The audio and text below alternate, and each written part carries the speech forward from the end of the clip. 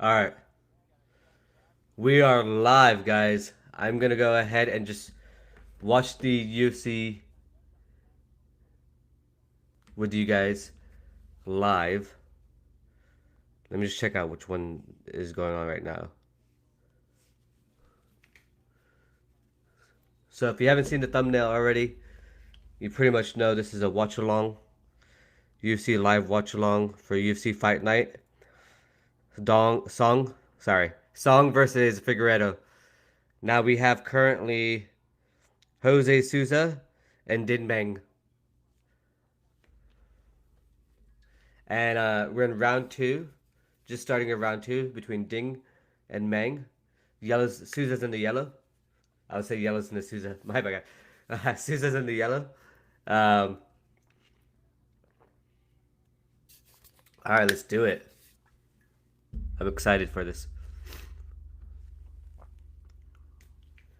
Feels very weird being up at this 5 a.m. time zone, but here we are. So I think, if I'm not mistaken, I think Souza has like a Muay Thai background. Is what they said earlier.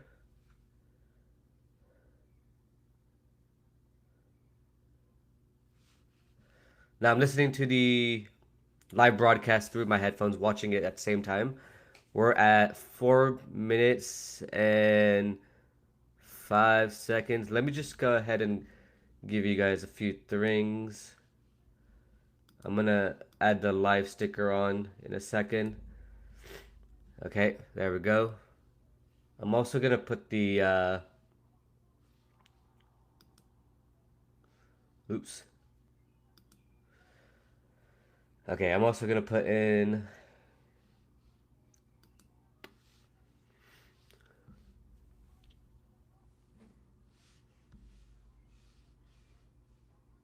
Bisping just said the legs are a bit thinner.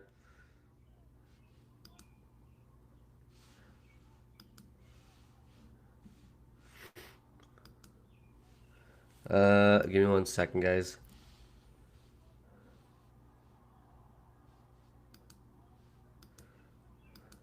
Oh wow. Sounds like knees connected.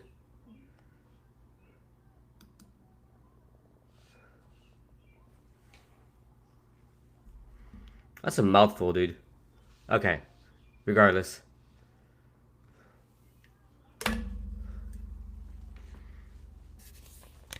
All right, 2 minutes and 50 seconds of round two. The welterweight bout. These guys look big, dude.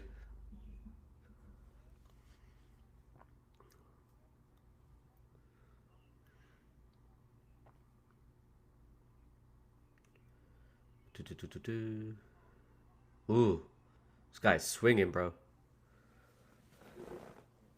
Yeah, Ding's. I can't tell who's winning yet because I haven't paid attention properly yet. But oh, there's a groin strike.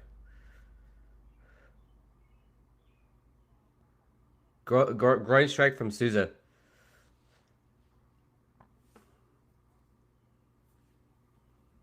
Bisping said it was on the belt line. Hmm. He's probably got the steel cup like Rogan talks about. That's probably why it hurts so much. No, I'm just kidding. Uh, definitely contacted is what.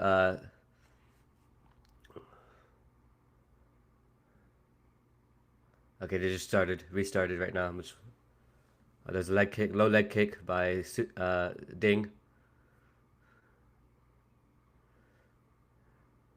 So 24 leg kicks by Souza so far. Oh, sorry, uh, 30 leg kicks by Ding and 24 head strikes by Souza and counting.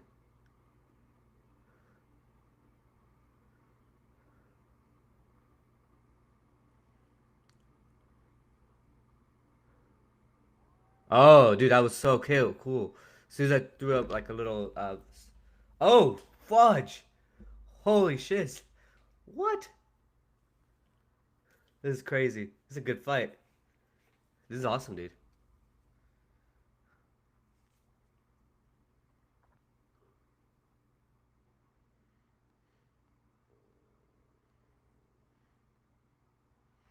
Oh! Oh! Ding is crushing right now. He's dinging Souza up. Pardon the pun. It was awesome. It's a great fight. Ooh, okay. Nice 1-2 from Souza. Ooh, nice low leg kick from Ding. Nice jab. I don't know if it went through from Souza. Ooh, okay. So like a short left hook from Souza. He just threw. Okay, low leg kick from Ding. Oh, they're scrapping. They're scrapping.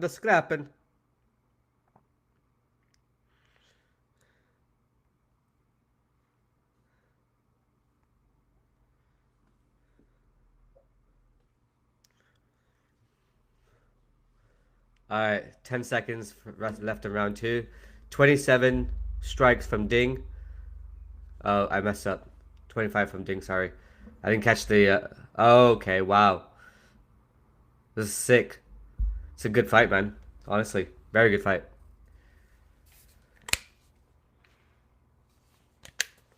Yeah, so there's been some recent fights.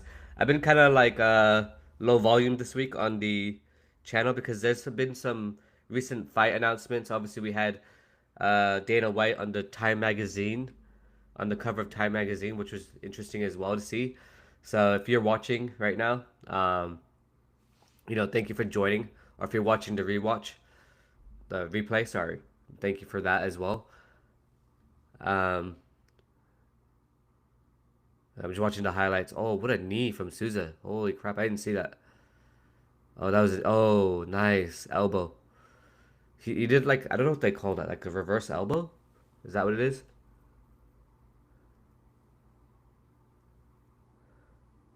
Okay, I realize I need to actually lower the volume down on my headphones because otherwise I'm gonna probably talk a little too loud.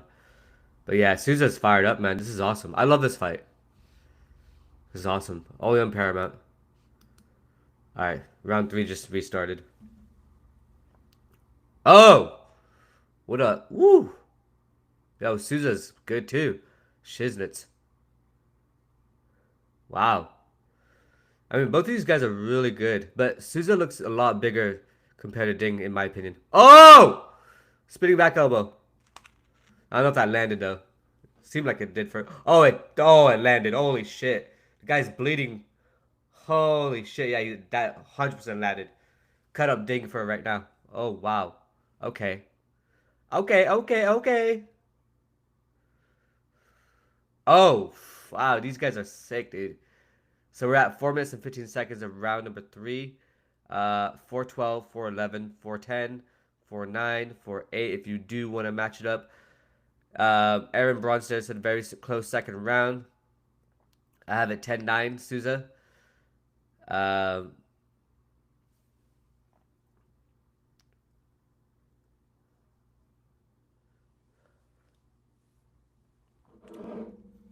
yeah. What's the wow, the showboating. Ooh, what a nice elbow from Souza again. Wow, I like that. I like his elbows. I like his knees. I like these little different crafty strikes he has. That's awesome. Doing such a great job at this point. It's like really fun to watch. All right, we're at 3 minutes and 15 seconds of round number three. This is the last round for this bout. It kind of came in halfway, to be honest, in the second round. Well, it came at the start of the second round. So here we are.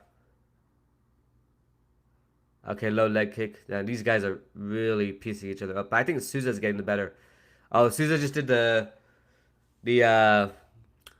Max Holloway point down. Oh, Souza is like feeling himself right now. This is awesome. And this is in Macau, right? So this is pretty dope. I mean, 68% Polymarket has Souza to win and Ding to win by 32%. So I think that tells us enough that Souza's definitely winning this fight right now.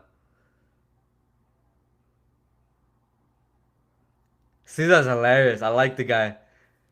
He's like, oh my god, because everyone's going crazy with the low leg kicks that Ding is like landing, which is hilarious. All right, props to watch over and under 2.5 rounds, plus 100 over and minus 130 under. That's the odds before the fight began. Okay. I thought there was a jab that landed really well on Ding from Souza, but that's not the case. These guys are just scrapping, but it's like such a crafty fight. And Souza is just really owning the octagon really, really well, in my opinion. Um, okay. Ding is trying to like get him up against the fence to like almost corner him, I think. Kind of like an Ilya Topuria type of move. And it looks like he wants to get to boxing range, so he can just go, 1, 2, 3, maybe throw a combo of the hooks and try and knock him out. But it doesn't look like that's gonna be happening soon. Oh wow. Souza's kind of like showboating himself a little bit, like smiling in the middle of this fight, which is interesting. Ding looks like he's getting frustrated. He's like trying his best, but he just can't seem to keep up with the feet. Oh, Ding is definitely doing what I just said earlier. He's definitely trying to knock this guy out, which is awesome to see. Like he's trying to finish the fight because he knows he's down, which is great. I love fights like this. And now it seems like Souza's kind of like on his bicycle at this point, trying to just like go around the octagon and skirt around. Which yeah, I don't know if I like that really from Souza. I think he should try and finish the fight. Like if you got this guy, you already know you won this fight. I know you don't want to open yourself up, but try and do an intelligent finish. He's good. He just threw a 1-2. But yeah, he's definitely on his bike. I mean, he just looked up at the clock, right? So he's oh my god. Okay, yeah, Souza is definitely gonna win this fight, I believe. But Ding needs to be he needs to knock this dude out in his 10. Oh shit. Okay, there's 4 seconds left. Souza just knew he knows he won this fight, so he's just so happy. And Ding was, you could tell he's just frustrated and upset. And Souza doesn't understand why the crowd is not on his side because their dude just lost, possibly. What if they just rob him and just give it to the other guy? That'd be sad. But yeah, as I was saying earlier, so we got Dana White, on the Time magazine. Then you have this like I wanted to cover like the Eddie Hearn versus like um just the whole thing with Eddie Hearn versus like uh Dana White and Tom Aspinall and the whole fact that these guys are like beefing now and Eddie Hearn asking for Tom Aspinall's relief. I think this sucks, man. Like genuinely, like first of all, Aspinall's not there to like come back and fight anytime soon at the moment as we know of now, unless there's other like discussions behind the scenes. But from what we got, the last update from Aspinall was essentially that he can't necessarily come back and fight until he gets cleared. So why would we? Okay, hold on. I'm about to announce.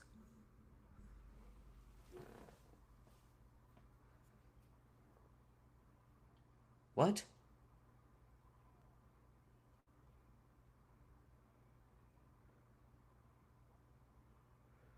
Split decision?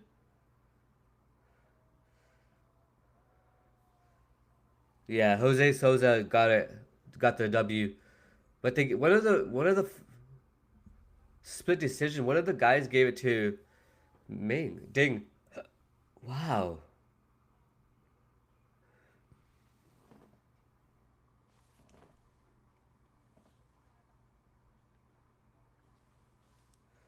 4-fight win streak, 9-1. Jose Souza from Brazil.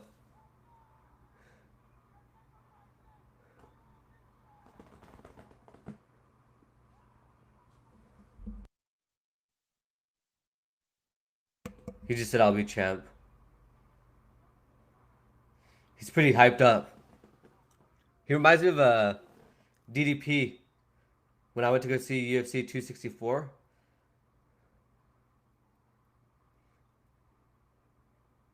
Because DDP did this. He's like, oh man, I'm gonna be next champion. Blah blah blah blah blah. Remember my name. Obviously, Bilal did the same.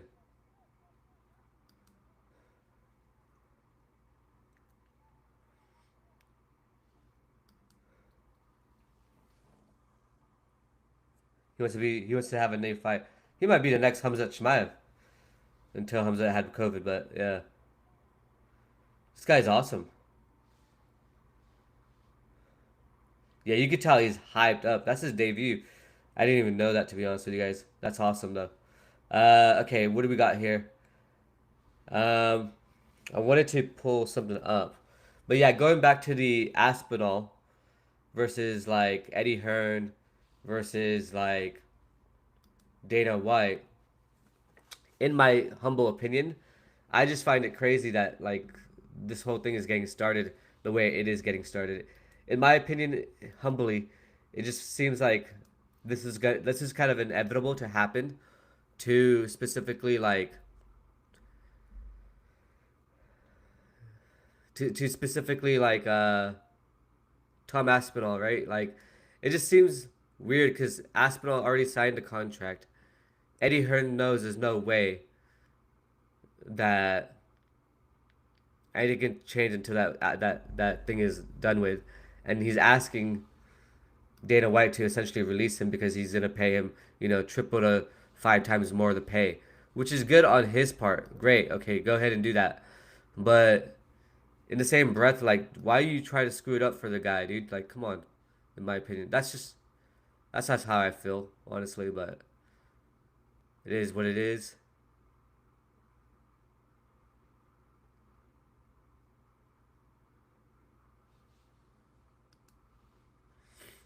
They're promoting the UFC White House fight card: Lopez versus Garcia, Hokett versus Lewis.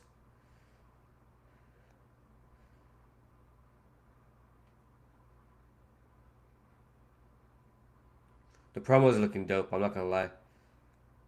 Topuria versus Gaethje, Pereira versus Gon.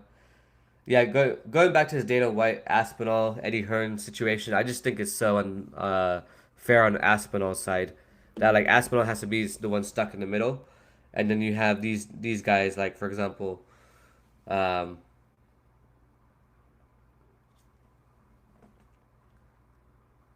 yeah, I just think it's kind of un unlucky. All right, Yusak Lee is the next guy.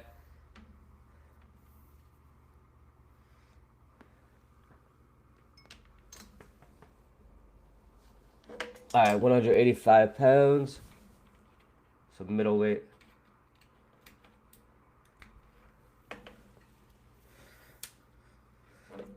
Luis Felipe Diaz from the Contender Series.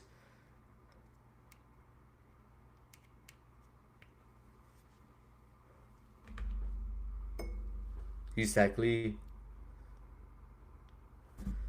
Luis Felipe Diaz. That's the next fight.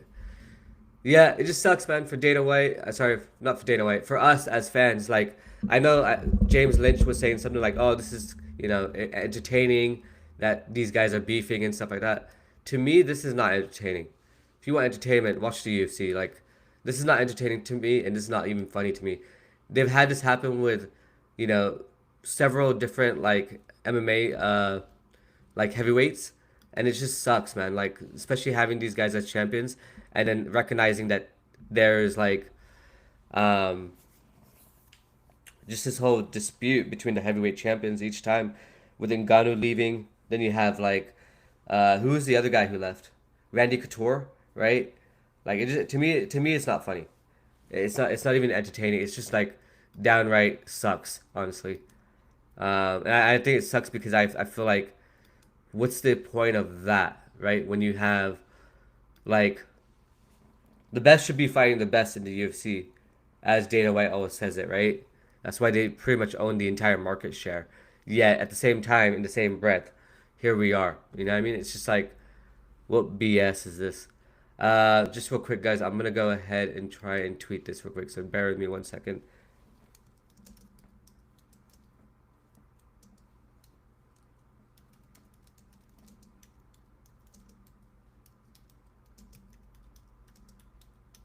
Yeah. All right. So I'm gonna go ahead and tweet this in a second. Um, but yeah, we got. Let me see what we have for the upcoming fights as well, just because I have to check where we are at with these fight cards. Or sorry, with these bouts.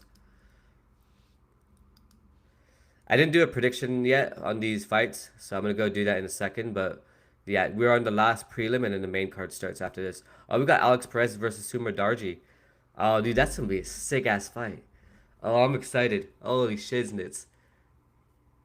All right, so Yisak Lee, middleweight bout, 3 rounds. Luis Felipe Diaz next, which is about to start. It looks like Diaz is the 190 minus 190 favorite, and Lee is a plus 150 underdog.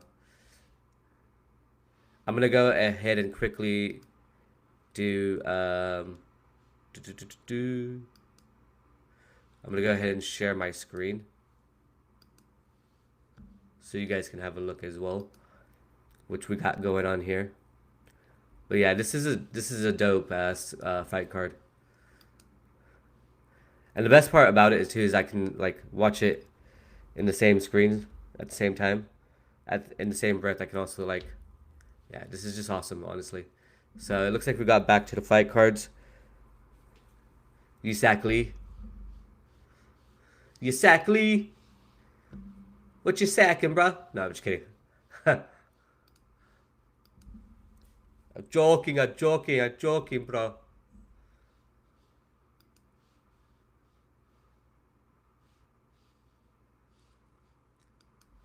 Alright, bear with me, guys.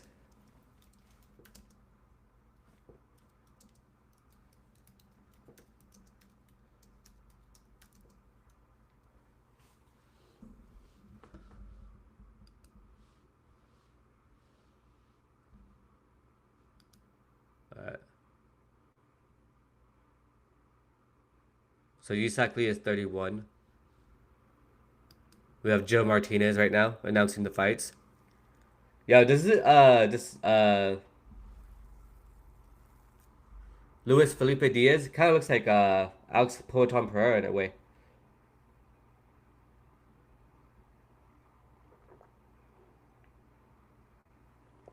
From Sao Paulo, Brazil.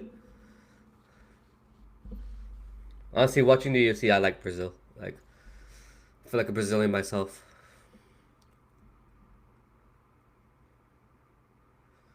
Met these guys in Houston when I did the NCAA shooting.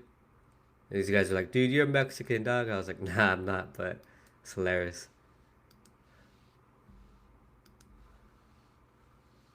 You suck, the Tank Lee.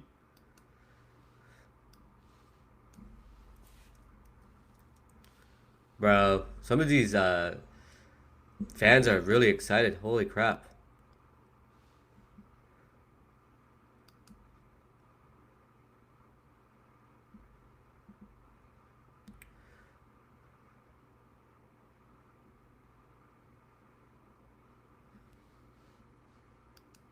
All right, round one just started.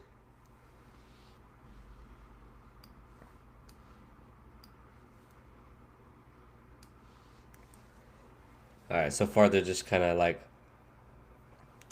filling each other out, so to speak.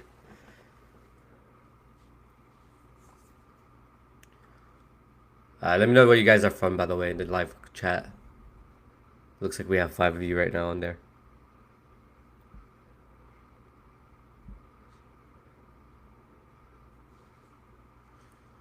Ooh, all right, jab thrown. Low leg kick by Diaz. That was a hard low kick. Michael Bisping just said that as well. I'm just repeating what he said, so to speak. But yeah, was definitely a low. I mean, they haven't done anything yet. All right, he missed a low leg kick. Diaz. Lee's in the black trunks. Diaz in the white. Diaz has blue gloves. Lee has the red gloves. These guys look pretty big, honestly. Lee kind of looks like a Korean zombie to me.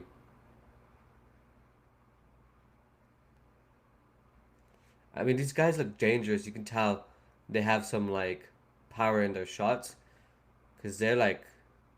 I feel like these two guys could both go down to like not that I want them to, but they could both go down to welterweight. It feels like I could be completely wrong. It just seems like they both have a little extra.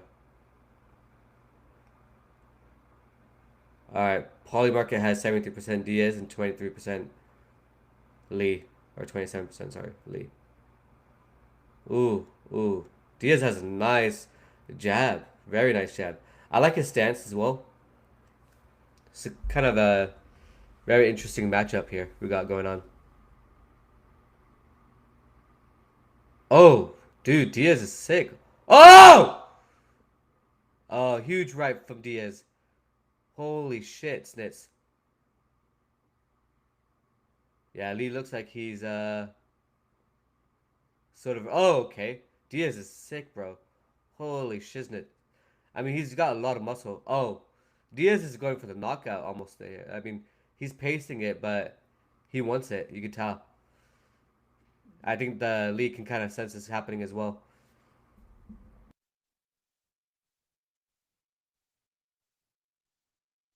What it looks like Lee's doing is he's trying to fake the low leg kicks to kind of get Diaz to bite, but he's not biting on his feints. He's just kind of like, almost like Tapuria, just kind of waiting for his opportunity. I know I keep making that comparison, so y'all might not like it, but it's just what comes to mind, I think, with the White House fight card coming up soon in almost 2 weeks now. We have a we have real American style. We have a real freestyle American happening today. RAF. I might have said that wrong. Real American freestyle. Yeah, this is a great fight. I mean, there's not too much action yet, but you can just tell Diaz wants that. Oh! There it is. There it is. Oh, yeah. Diaz gets it. Oh, shit. Okay, Diaz. Wow. Knockout in round one.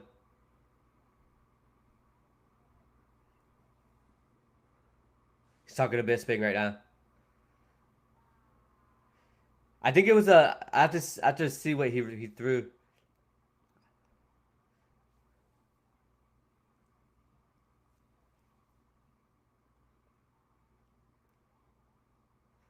Oh, he told Bisping, yeah, you're my hero. I think that was a right hook or right jab. Okay, they're showing a low leg kick. Yeah, that was a powerful low kick. That was the first one I think he threw. Even his oh, that was a right hand. Looks like a jab. Oh wow. Yeah, it was a right jab down the middle. Wow. Knocks him out basically off of his feet, Lee. That was really good. That was really, really good. What a dope ass fight. It feels like this fight card is actually really underrated, to be honest with you guys, because like watching it, or like as I was like taking a look, it looks like this is an incredible fight card. In there, all gonna make me who's all up in there. Yo, Paramount's been pretty dope. I'm not gonna lie. Having Tulsa King, Landman, the Agency, the UFC. Tell me what you guys' favorite show is. I know they have the Mobland right now. They have this Dutton Ranch show. I love that show. I watched it last night. It's pretty sick. I even like the what's that show called? There's like multiple good shows on there right now. I'm watching Dutton Ranch, obviously. Oh, Fire Country is really good, and Sheriff County or Country or something like that. That one's really good as well. Yeah, they're great ass shows. Joe Martinez is about to make the announcement.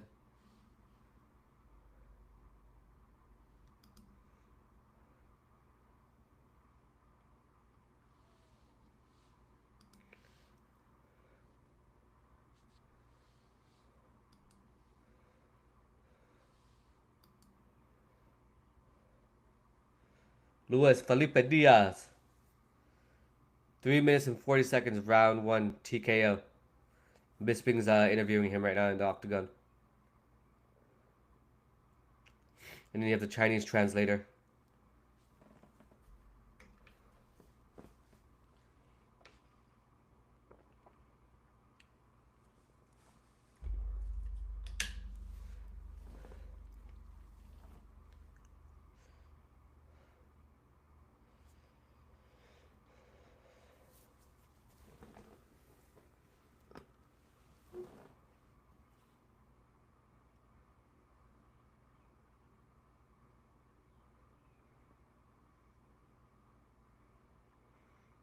Saying a lot of stuff.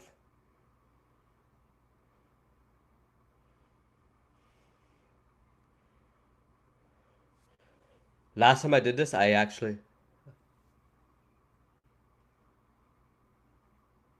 Ooh.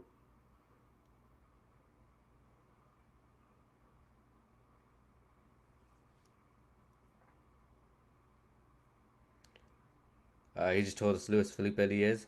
Just said he had like a lot of difficulties, a lot of things come up during this fight camp, but he likes to keep jiu-jitsu in his back pocket, not use it for.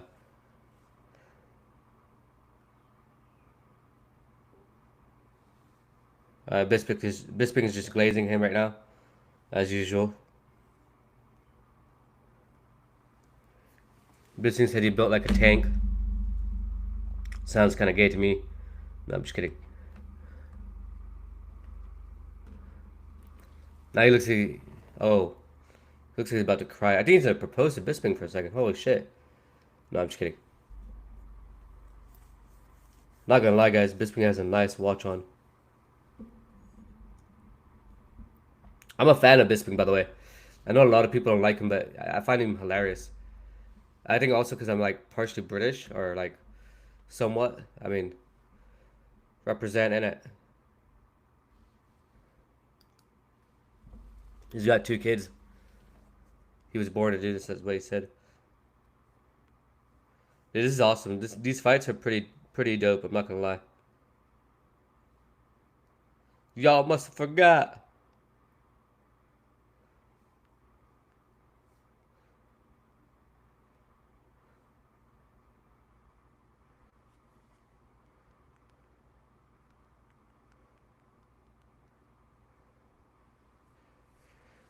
Wow, what a dope ass fight. Honestly, guys, it was pretty insane. Now, wow, I'm just sorry. I have to watch the replay. It's so dope. It's not every day you see a guy knock a guy out like this. It's awesome. Wow.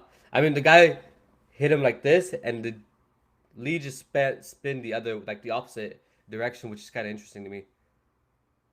But the ground and pound.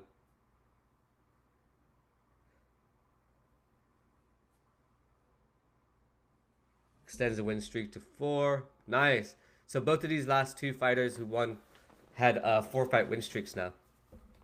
Or are on 4 fight win streaks. And now we got the main card starting with Alex Perez and Mudaerji. I think Alex Perez is underrated. Kind of like what Colin said. Colin said that, Perez is really underrated. And I agree with Colin, sorry. Um, just real quick, guys, if you haven't already, do check out this video. This is basically Colin, Mo, and I re-ranking the entire flyweight till welterweight divisions, and it was just so much fun to do. Uh, I feel like the editing on my end could be a little bit better, but definitely check out that video because it was really awesome. This one, I'm just a Brendan Allen hater at this point, if you want to call me that. Um, but bro, this Rico robbery was just got me fuming. There's the tour is still going on. Speaking of tours, the crazy part that's actually going on right now is the fact that we got people like what's his face, DJ Pillashaw, completely going insanely nuts over the fact that this guy lost his boy. You know what I'm talking about? Hamzat Chimaev. And he's just like so upset about Hamza Chimaev losing the fight that he had to do an interview with MMA Junkie or MMA Fighting.com, and Mike Heck, and all these guys, like, the reason why I started this channel, and a big part of the reason why I started this channel was because I didn't like the sentiment that everybody on the UFC has. Like, everyone's so just negative about the entire thing, and I just think it's complete BS. And I prefer to actually, I'd rather paint the UFC in a more positive direction. In the same time, I'm not gonna try and be biased about it, but I'm just grateful for the UFC. But it just happens to feel like at the same time that there has been a lot of like unfortunate changes that have been happening that don't make me necessarily um, a happy camper at this point, right? But in the same breath, it's just like some people, the way they talk about the UFC, it's like they just they don't recognize that without the UFC, we wouldn't have such a great combat sport organization. I know people like Fight Society, who Wyatt from Fight Society. I actually really like the guy, by the way, but I just feel like sometimes the way he talks about like Dana White, it's like start a business and then tell me what you still believe what you say, because sometimes I find it hard to believe, given the fact, and a lot of you might disagree with me, but given the fact that like certain things are a certain way, and business is not like personal, but it's always just there's always multiple perspectives, right? And most of us see life the way it is, not the way, see life the way we are, not the way it is. So that's just my own 2 cents on this entire thing. But let me see if I can pull up the TJ Dillashaw quick interview.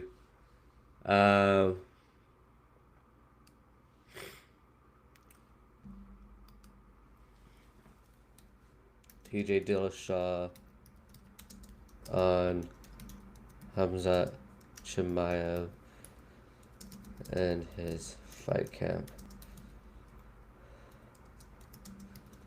for Strickland. Not everybody will agree with me, but I called for Strickland to win this fight, and sometimes when you go against the grain, it's like kind of difficult because people just like want to be like a little. Like, it's like me and Colin going head to head on the whole situation regarding Ian Garry. Like, I don't like Ian Garry. Personally, I just think he's... I'm not a big fan. So this video, this clip, it looks like it's about 5 to 6 minutes long. Because these fights are still going on, I'm going to go ahead and play it and share it with you guys. And then we'll go into the...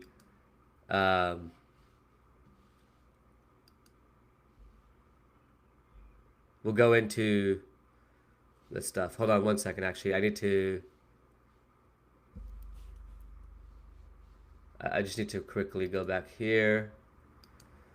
And I need to temporarily just mute this Paramount thing so I can listen to what is happening in this interview while I'm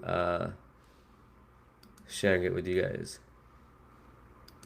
All right, let's do this. Hamzat. Oh, how come I can't hear it? Right? Like, a bad weight cut will ruin 12 weeks of hard work. And the work that Hamzat looked like an animal. I was around for his camp.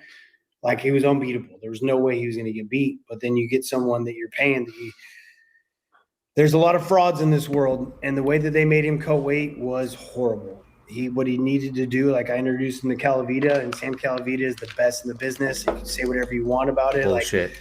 Like, what he does is that people don't do. Like, he's so smart, and the amount of work that he puts into a camp is insane. Like, everything, the way you're recovering, the supplements you're taking, the minerals you're missing in your body from blood work, hair samples, what your hormone levels are doing, like everything. Like, you want to reach that peak performance, he's the guy to go with. And then, unfortunately, they had trusted someone else to do some of his nutrition and weight cut towards the end, and it just ruined it all. What did they do wrong, if you don't mind me asking? The water. I mean, if I could put it to one thing, was the way that like, your body will shut down. The cope is unreal. Like, you can't go and lose 10 pounds all at once and not drink enough water to tell your brain and your body to like, hey, let's keep losing weight. Let's keep pushing water. If you lose too much of it too fast in one sitting, your body will stop sweating. Yeah, you might only have 3 pounds to go, but guess what? That's going to take you 7-8 hours because you're dying. Excuses, you're straight up dude. dying. Your body's telling you you're dying. So, yeah, he should have died if he's dying. Honestly, like, stupid excuses, bro. Come on. What Sam does, he's got these algorithms. He knows your body inside and out from our whole entire camp. Sam Calvita, bro, the guy who literally made you pop at 125. Come on, bro. That I know exactly how many ounces I'm drinking every day during fight week. I know exactly what I'm going to bed at every single day. He knows what I'm going to wake up at. He knows how much I'm going to float at night. That's why you had such a great fight camp. They didn't do it. He would tell him like, hey, this is how much water should I drink. They didn't listen, right? And so he drank a quarter of the water he was supposed to drink, and then how does a champion lost 4 times the amount he was supposed to lose in one sitting, and his body just gave out. And he did not want to make the weight. He wanted to give Strickland $1 million and say like, hey, here's, like, take it. Like, I can't make it. I'm going to die. And you forget this guy's got half a thyroid. He wanted to give Strickland $1 million to not have the... Bro, I'll tell you what happened. Strickland got to his fucking head. That's what happened. Sorry, I didn't mean to swear because I'm trying to stop this whole swearing thing, but genuinely, like, Strickland got to his head. That's why he lost. I've never seen a fighter go into a fight week the way these two dudes did, and then before the even fight starts in the octagon itself, act like everything is so cool. We saw the whole Manel Kopp versus like that Muhammad Mukayev opponent that he had, and the way these guys were like at each other before the fight, it was kind of like the same thing, but these guys didn't like squash it right before the fight, and that was a boring ass fight, super boring. But I wanted like the beef to be real, and honestly, if they do the rematch, and I know I said I was gonna like not stop this video until it like completes, but if they want to do the rematch, like, let it fucking happen and watch what happens. Because even Paulo Costa did an interview with Submission Radio, and Paulo Costa also recognized that Strickland's gonna piece him up, dude. Strickland's got confidence at this point. The guy took his O away. Like, you guys want to do a rematch? Do a rematch, do the best you can, and watch my boy Strickland piece you up, dude. Come on. Right? His metabolism is half of a normal man. And so if you're not treating it the right way, you could kill him. And I really believe he was on the verge of death making that weight. From the stories I've heard and me talking to Calavita, because he had to stand back. Like, they didn't hire him to do that part. And I think moving forward, he's going to have to put a contract together. Like, if you're going to work with me, like, I have to do your weight cut. There's never been a guy that's missed weight and done it the right way that's worked with Sam. So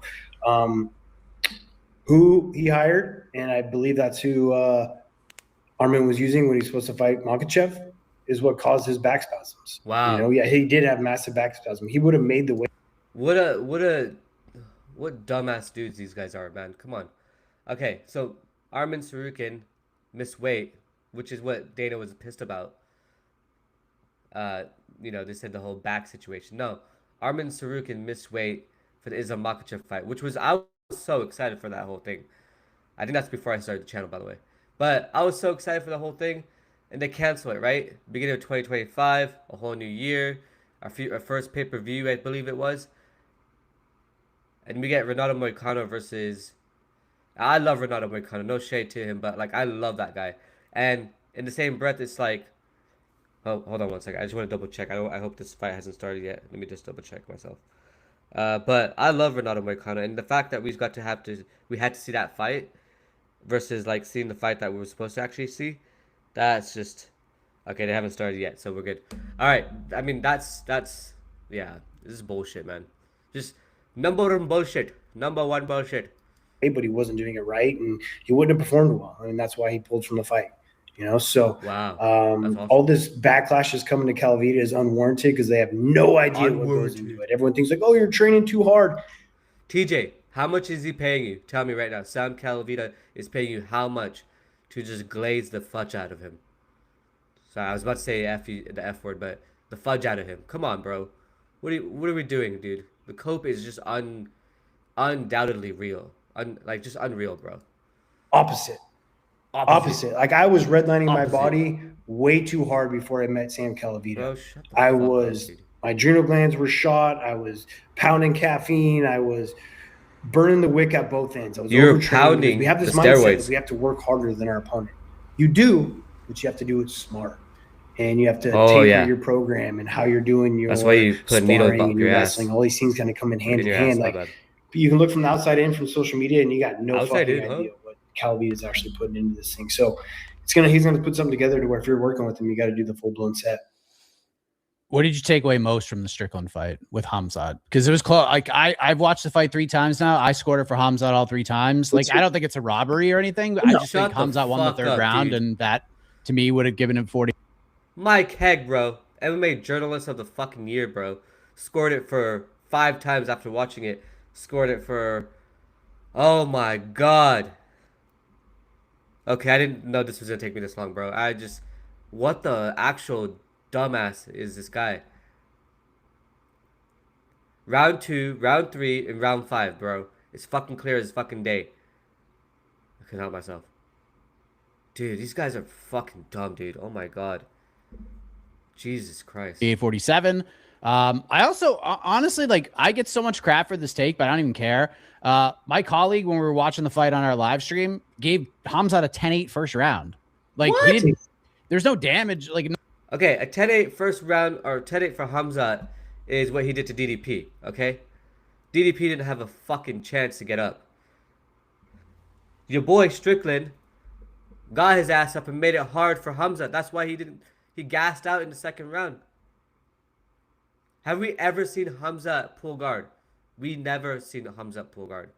You guys are, not a ton of damage done, but like the other 2 Ds were totally crossed off, and that's really all you need to find a 10-8 in today's day and age. So like Sean did nothing, and Khamzat controlled and had him in a dominant position for 5 whole minutes. Like you can't score that round the same way as you scored like any other round in that fight, like on that entire card. You can't. I'm sorry, guys. I don't know if I could do this. I don't know if I can watch this bullshit. This is so bullshit, dude. Strickland did nothing. Are you fucking joking, dude?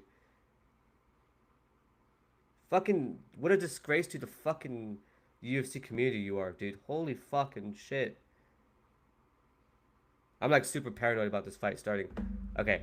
It looks like it's starting soon. Okay, do it the same as like a super close round. So like, I don't mind a 10-8 score there, but to me, I thought Khamzat still won. And now hearing what you're saying, like, is it pretty crazy to think about like just how skilled Khamzat actually is, knowing that he was nowhere near his best according to you, and still probably won the fight in your eyes? I couldn't agree with you more. I thought he won at least 3 rounds, with the 4th round even being close, right? It was not a robbery. Like, to your point, I said that multiple times. It was a close fight due to Khamzat's, after all your fucking excuses. Underperformance. Massive underperformance. And that's why Sean don't want to fight him again. Sean knows, like, oh, I escaped this one. Like, okay, cool. Because he felt the first round, and it would have been continuously that. But to know what he actually went through, like, I just had a hour-long conversation the other night with Calavita, because, like, from the outside looking in, without even me talking to Sam, I didn't even want to reach out to him yet because he was getting so much flack for all this bullshit. But I knew, looking from the outside in, that, like, he wasn't eating the foods. Like, they were posting stuff, and his nutritionist was posting stuff. I was like, oh, Sam wouldn't have him eating that. And then I seen him sitting in the bathtub to cut weight. It's like, Sam wouldn't have him be sitting in the bathtub to cut weight. It's like, Sam's not doing his weight cut, you know?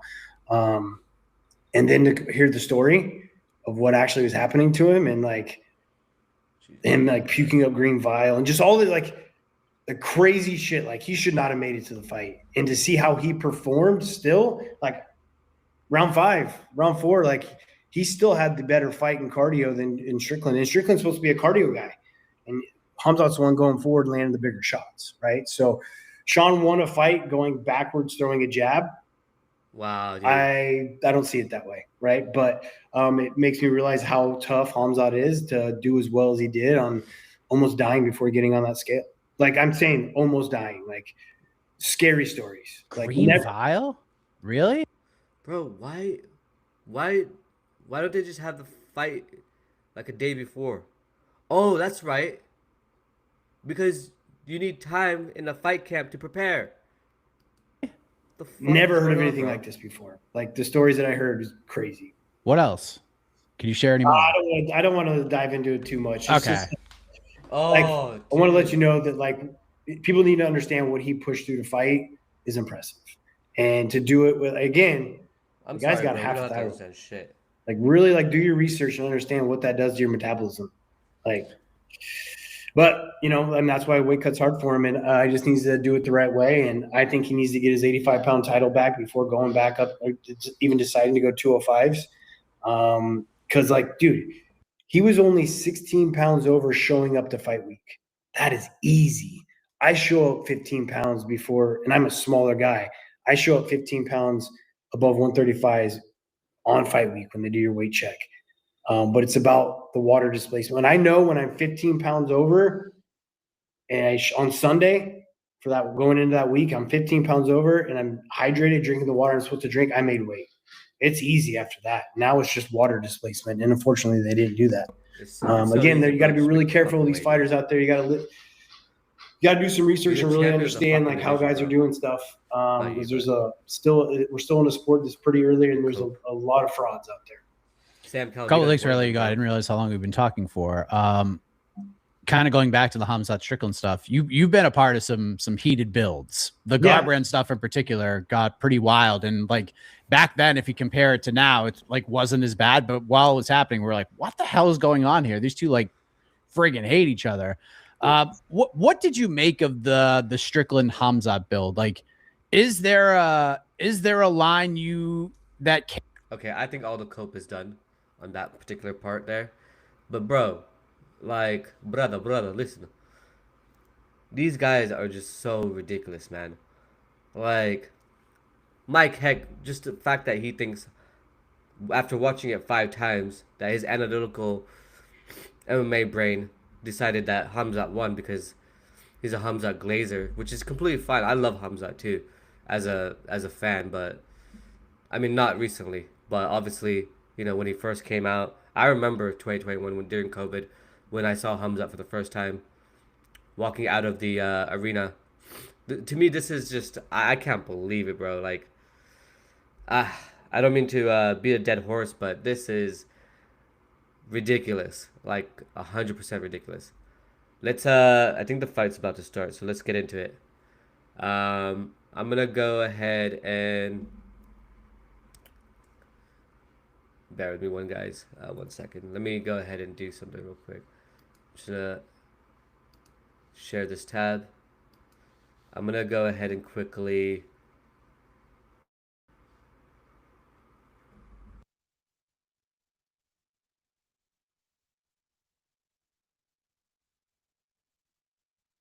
So yeah, this is the next fight we have coming up. Alex Perez versus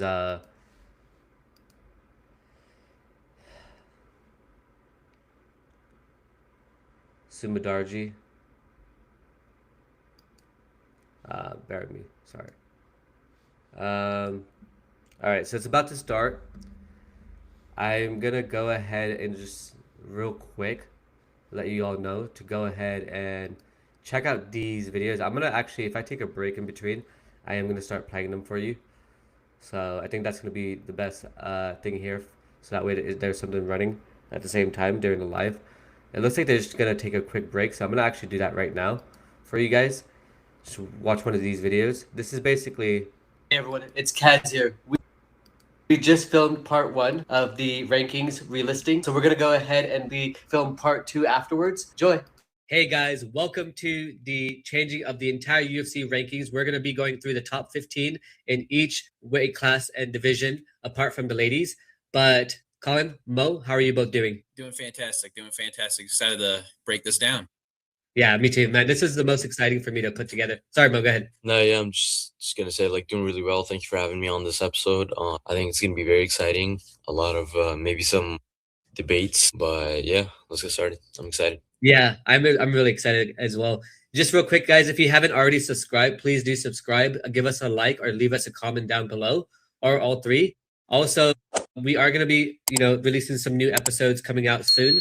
So just stay tuned as well and stay locked in. If you do find value in what we're offering as well, just go ahead and subscribe and tell your friend to tell a friend that we have a channel. Before we get started, I basically put out my entire flyweight rankings, and then Colin, you put yours out, and then Mo, you put yours out as well. So are we going from 1 to 15, or are we talk about the champion too? Because my champions are different too.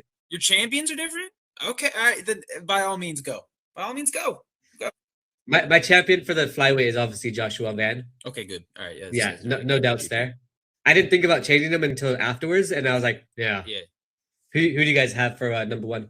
Well, obviously the champ is Van, but my number 1 ranked flyweight is definitely Pantoja. He deserves it. Number 1 is Pantoja? Pantoja, yeah. From flyweight, yeah, of course.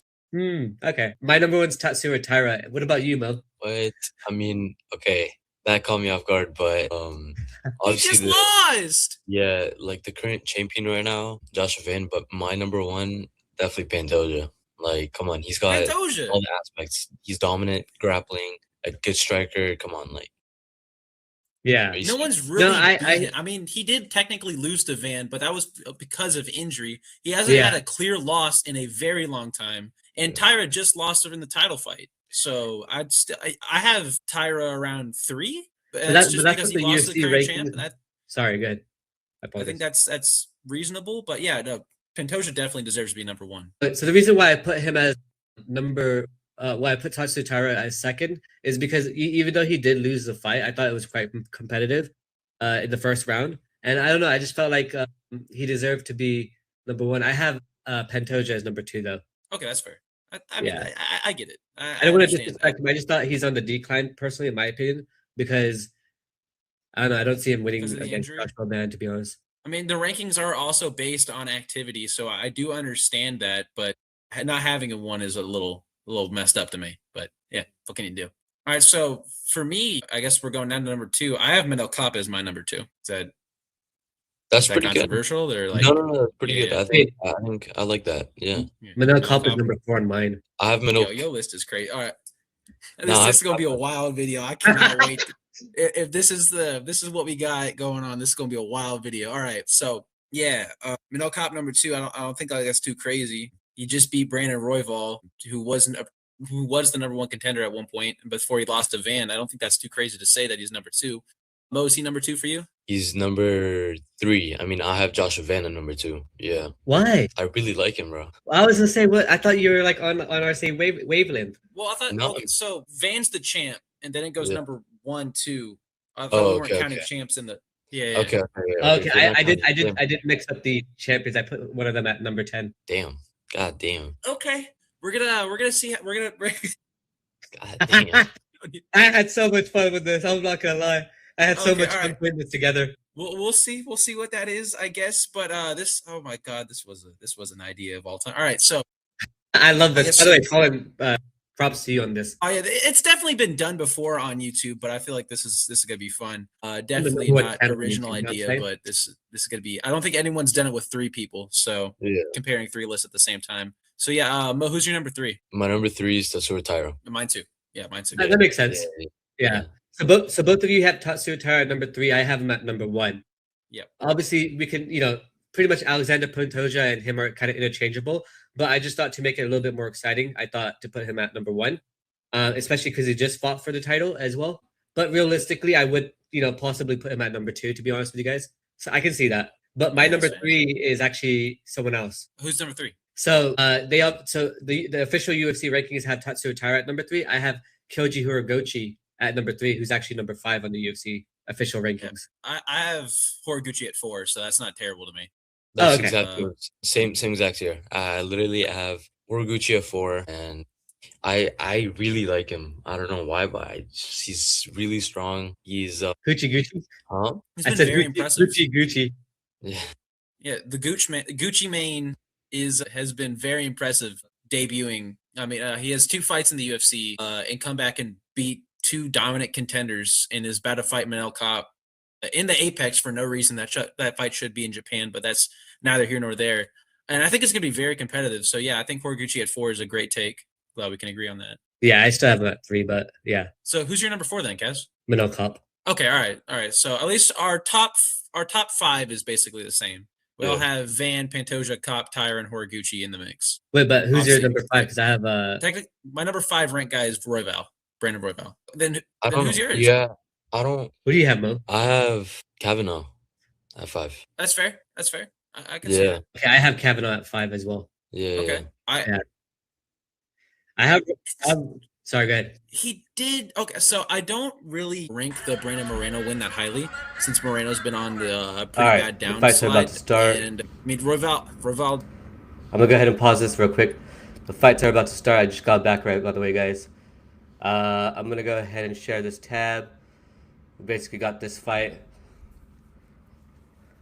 Alex Perez versus Mudaerji. All right, first round's already started.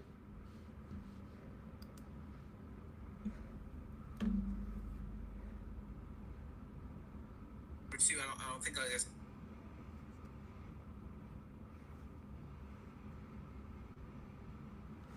All right, we're in 3 minutes and 45 seconds of round number 1. From the sounds of it, from the commentators, Laura Sanko, Michael Bisping. I don't know who the third person is, but it sounds like Alex Perez is putting on the heat. He's got him against the fence, clenching right now. So here we are. Round number 1. The flyweight bout, main card, UFC Macau. Deiveson Figueiredo versus Song Yadong. I think I have Song in the main event. All right, they're off the cage. Wow, Alex Perez is going for it. Holy crabs.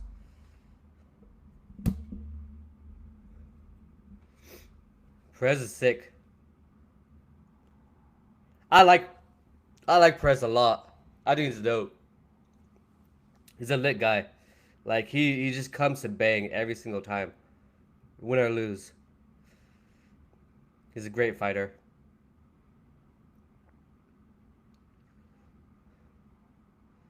Wow, that was a hard kick by Mudaerji.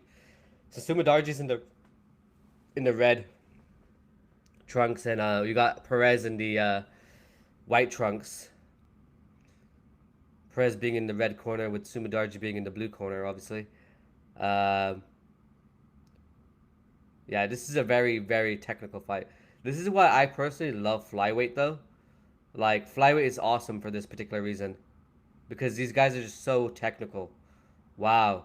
High head kick from Mudaerji. Mudaerji does look a lot taller than... I didn't see the tail of the tape, but Mudaerji looks a lot taller than Perez. I mean, they're about same size regardless, but yeah.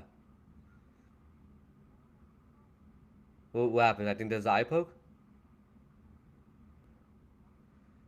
Okay, looks like Alex got an eye poke from Mudaerji.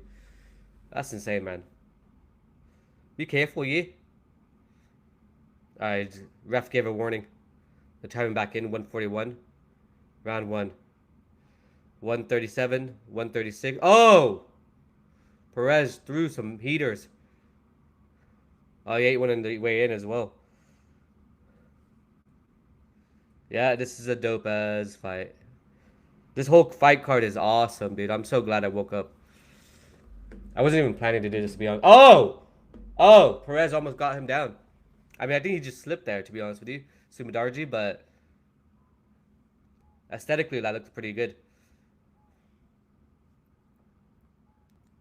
Timo Yama. I think that's his trainer or something. Oh, wow. Okay. So Perez goes for the takedown. Mudaerji stuffs it. He's got... Oh. Oh! Oh, he tried to throw a kick, like, to his freaking face. Holy shiznits.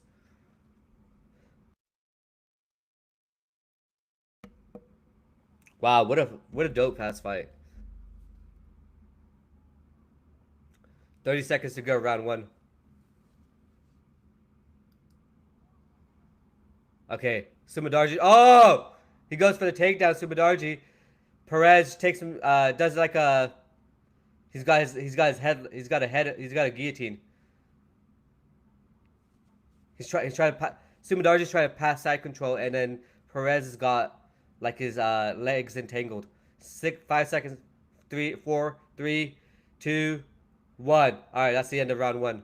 Wow, what a dope ass fight. I love this fight card. You know, hindsight, obviously, we'll see how it goes. I heard Angela Hill had an incredible performance, by the way. But all of that being said, this is a great ass fight.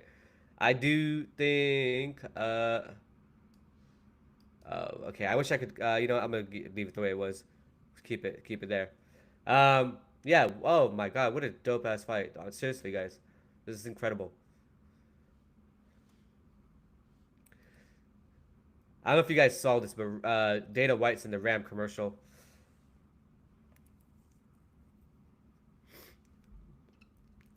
All right, so we got Song Yadong. It looks like his corner is like getting like, sorry, Mudaerji. Look at his corner is telling him like, good job, but like, you gotta get a little bit like. You're our favorite in this corner as well. It sounded like they wanted him to do more technical striking, if I'm not mistaken.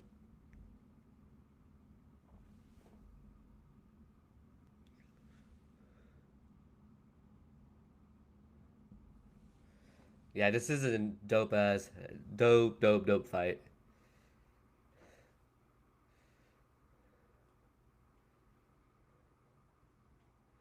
All right, so Faber apparently said, "Oh, Sumadarji, oh, knocked him down, knocked Perez down. We're in round 2, 4 minutes and 40 seconds. Sumadarji's going for the kill. Let's see what if he gets it. He's holy shiznits. He just caught him so clean. I mean, we'll see that in the replay, but he's controlling his hand on the ground. Now he's in his guard, essentially. Not in his guard, sorry. But he's pretty much.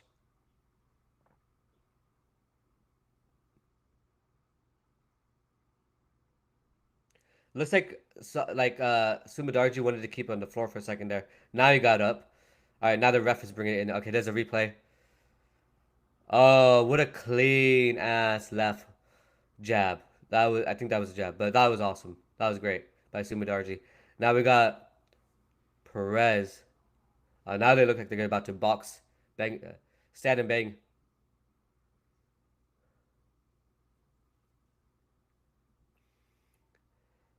All right, 3 minutes. Oh, Perez is trying to take him down. He can't take Sumadarji down because of the size of the guy. Okay, now it looks like he's going for a. Okay, it looks like he was about to go for a front. He threw an elbow as well. It didn't happen. Didn't land at all. Like the first thing from land. Oh, what a groin strike. Oh, come on, homie. I poke in round 1 and you do this shit again. Another foul. You should get a point taken away. Who's this ref? He needs a bucket because he's gonna throw up. Dude, come on, bro. Let's see the replay. Oh, he flicked it. Oh, that's even worse. Oh, I can just feel the pain. Oh, he's puking up. That's disgusting, dude. That sucks. I feel bad for him, bro.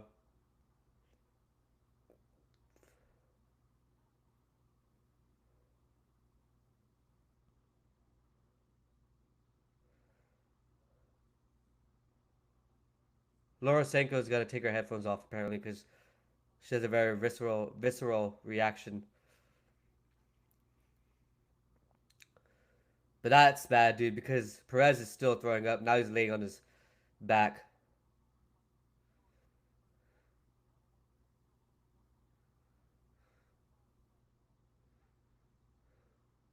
Oh, he's going again to throw up. Oh, that sucks, bro. They should call this fight off. Not that I like it, but it is what it is. It just sucks that Sumadarji did that. Sumadarji is an incredible fighter, by the way. I love this dude. Like, his fights are oomph.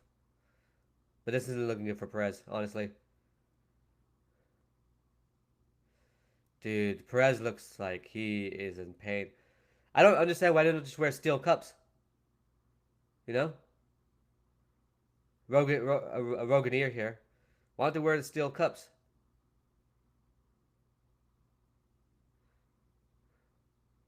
So Mudaerji's like,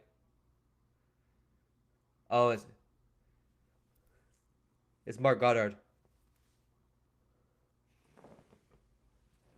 He said he's wrenching. What? It's wrenching, mate. He's fucking wrenching, yeah?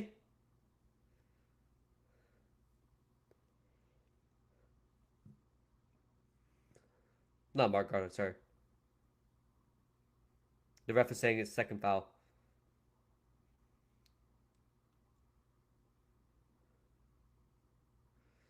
He's telling the corner and he's like, I'm not debating with you.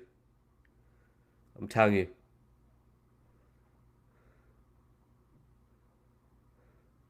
Oh, he might take a point away. It sounds like he said I'm going to make a determination shortly.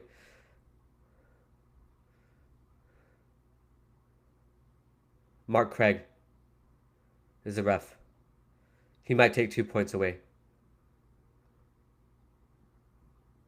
Or he could determine a no contest. Or a DQ.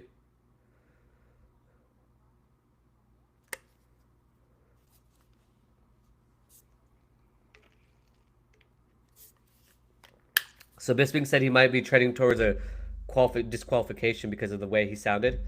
I don't know. I don't know. I think it sucks. He's still... Oh my god, he's still yakking, bro. He's still throwing up. Oh, that's disgusting. Why are they showing it on TV, bro? What the fuck? Who the hell wants to see that shit, bro? Come on, seriously. Oh, I didn't even realize you guys are setting chats. Oh, Colin, what's up, bro? Same thing happened to Garbrandt. Yeah, Mudaerji dirty for that. Had the eye pokes too. Yeah, dude, what the fuck is going on? By the way, let me know if you want to join. You're more than welcome. But yeah, bro, like, what? This is #1 bullshit. These Chinese fighters must be stopped. Woo! Let's go, Colin. Welcome to the club.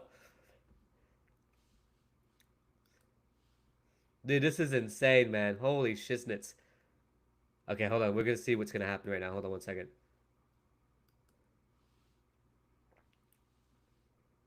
Yeah, the ref is not happy.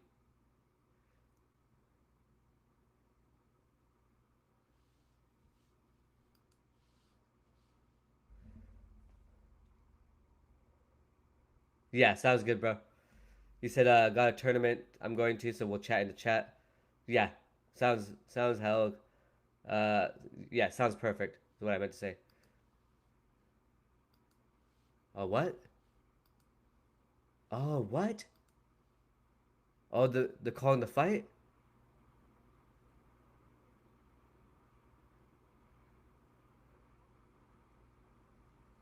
Looks like they're calling the fight.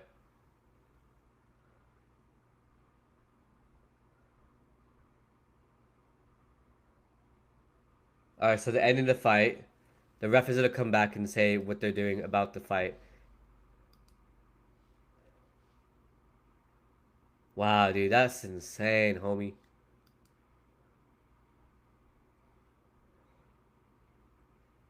I mean, that was like a flicker of the balls. But that just looks horrendous.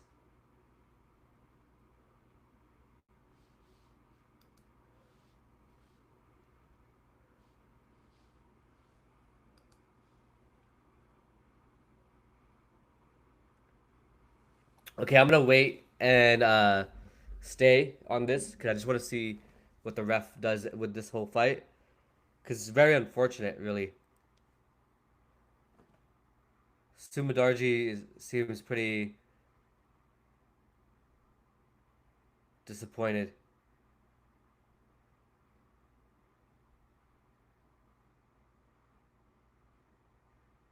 The ref's about to call it. Alright, the commentator team said no contest. Let's see what happens. Perez is out, basically, of the octagon.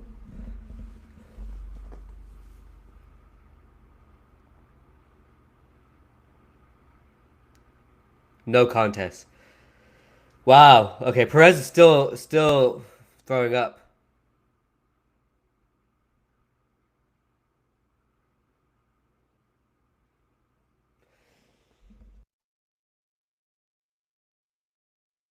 What an unfortunate circumstance though for Perez. I mean, the guy can't just seem to get a fucking break.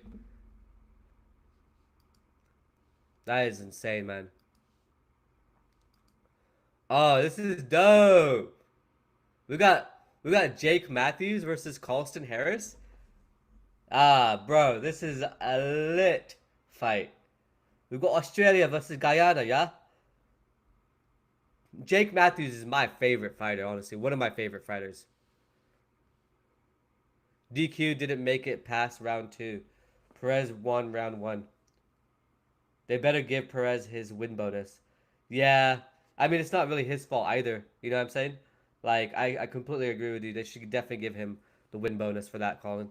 But yeah, thank you for being active in the chat, by the way, bro. Much, much appreciated. So we got Jake Matthews starting out soon.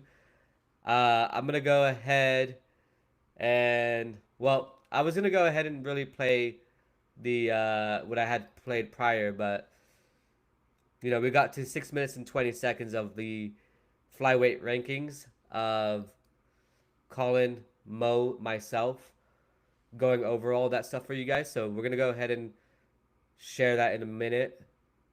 But actually, you know what? Let's just go over this fight real quick for a second. So we got Matthews with a 22-8 record. We got Colston Harris with a 19-7 record. Colin, let me know in the chat who you think is gonna win this fight. These guys both lost their last fight, right? We got one guy who's 5'11". We got the other guy who's 6 foot tall. With a 73-inch reach for Jake Matthews and a 76-inch reach for Colston Harris.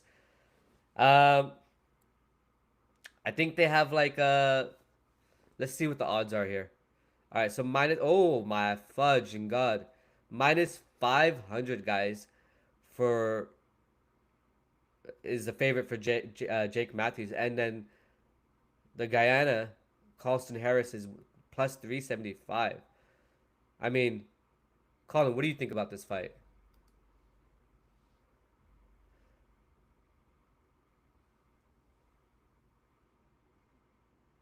The GOAT Jake Matthews is gonna take this one.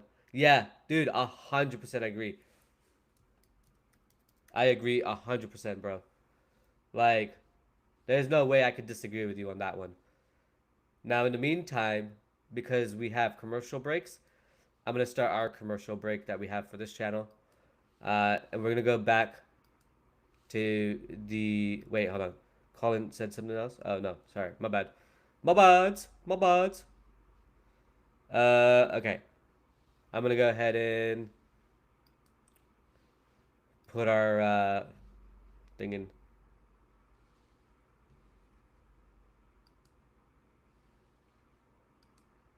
Technically is 2, but he's only lost to the current champion and the current number 2 ranked contender. So I don't think that's that bad. He was ranked number 1. And both fight. Oh, the Van fight was very competitive, while the Cop fight wasn't. So that's why he slid down to 5. I have Kavanaugh ranked at 7. I only have one guy over him, and that being Amir Albazi. But that's it. He definitely deserves to be up there for sure. That's fair. Mo, what about you? I mean, right after Kavanaugh, I have Amir Albazi. Okay. Yeah, I mean, I think he is. You guys want like where I put him? Where did you put him? So where did you put Royval? Me? Yeah. I put Royval at number 6. Okay. All right. That's so terrible. Yeah. All right. I like Royval, to be honest. The Raw Dog. I like him. It's just like Yeah, he's I real my boys. Yeah, I just felt like he wanted it too bad in that fight against like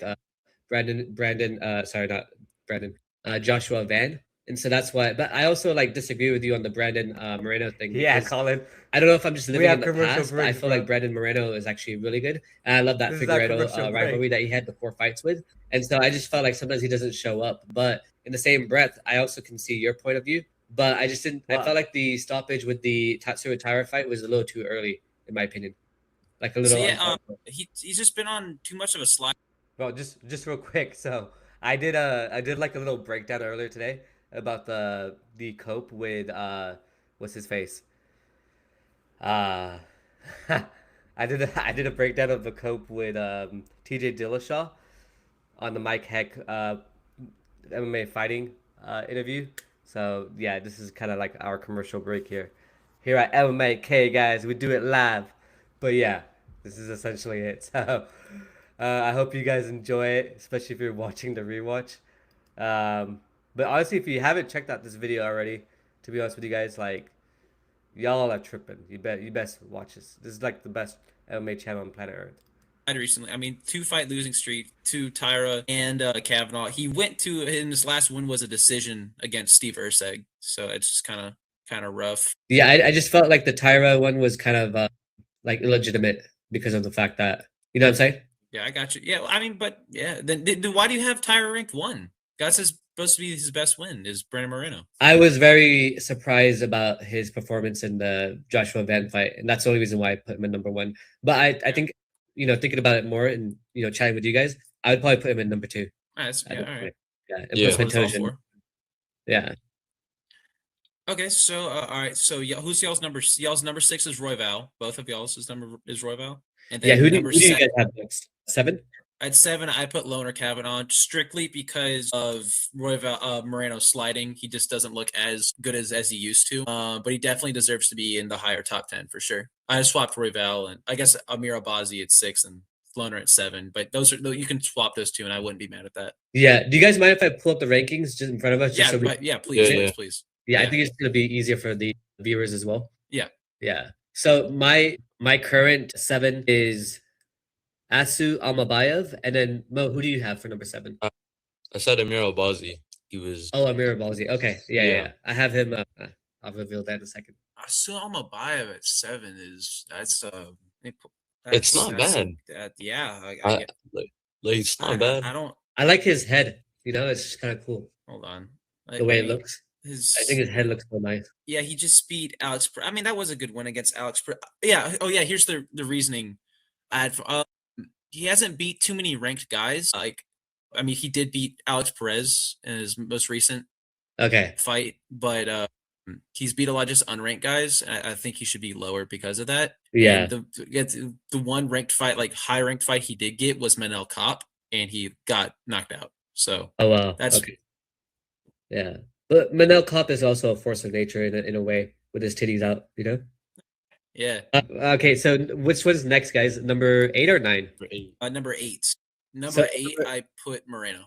Me too. Okay, I did too. Yeah. Yeah. Shit. There Consensus. we go. There we go. That's awesome, guys. Right. I have Amir Albazi at number 9. God damn. Yeah, I'm not a big fan of him. Dang. I put Urseg at 9. Okay. Yeah, I like Urseg. I put him at number 10. I mean, that's about where I put Moreno at 9. You put Moreno at 9? Oh, then who'd you put for 8? Wait. Yeah, who'd you put for 8? Let me check my list. No, 8 we put Moreno, right? Yeah. Real quick. Oh yeah, we did put Moreno at 8. Sorry, we got confused for a second. Sorry, 9. My 9 was Asu. Okay, all right, yeah. 10's for me. So I'm above. Okay, I have Steve Ursig at number 10. Yeah, it's not terrible. Yeah, that's not bad. Yeah. And then who do you guys have down for the list? 11? Alex Perez. Same. Yeah. Same here. Hey. Let's go. Yeah. All right. Number 12. Who do y'all have? Charles Johnson. I think, dude, I was looking through Tagir. I think he's better than Charles Johnson. I'm not gonna lie. That's fair. I mean, I think he's right after Perez. There's a lot of casual hype after Charles Johnson right now, and I can see there's like the recency bias. I can see why. I didn't like Tagir Ulanbek. He fought Horiguchi for in his Horiguchi's debut, right? Mm. Yeah, I just didn't like his performance style that much. I mean, that's just kind of sticking with me at the moment. I have him currently at 14, but he definitely deserves to be ranked. He's just very 100%. Like he grapples a lot. He's like very heavy grappling. He's like a Dagestani dude. He's like Makhachev and Hamza, you know what I mean? But he's the flyweight. He's the flyweight Dagestani. Yeah, exactly. I put for my 13. I put Tim Elliott over him. Just because he has recent win of Kai Asakura, who was ranked technically. More recent only activity in recent win. That's the only reason. Those two are interchangeable to me. I wouldn't mind if you put Tagir above him. Yeah, I have number 12. I have Charles Johnson too, but I feel bad for Charles Johnson, to be honest with you guys, because I feel like he knocked out, Lorna Kavanaugh. He knocked out Joshua Van. Yet he is a guy on the back burner, so to speak, in the back of the divisions. I feel like he could be. I don't know. It's so weird. Like, I'd rather have him at the top of the rankings versus Manel Kopp, in my opinion. But then you have him there. For number 13, I put Tim Elliott. Well, he has a fight coming up against Asul Almabayev, so You think he wins that?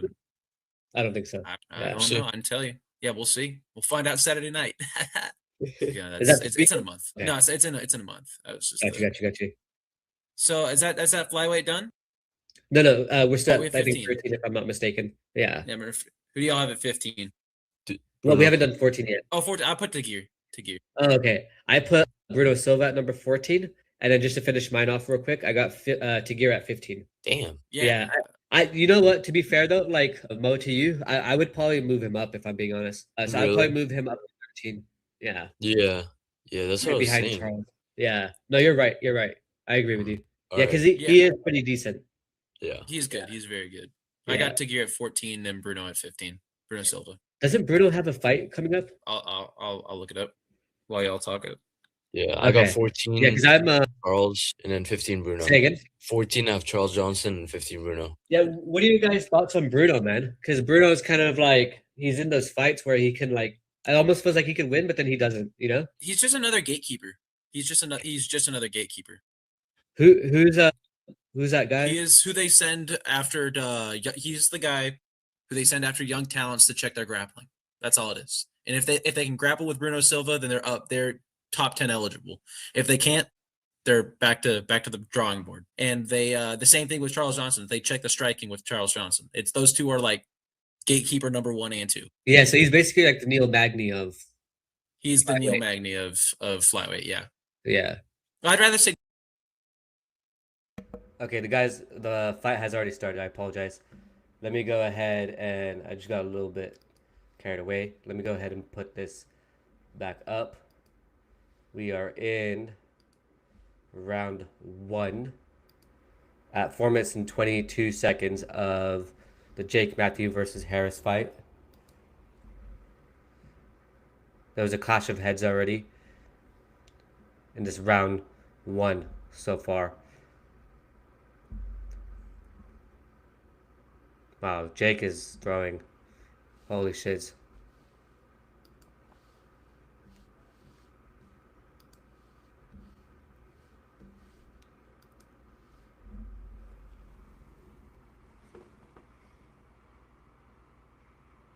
Wow, Jake looks good. Jake looks really good. Oh, wow. Second clash of heads.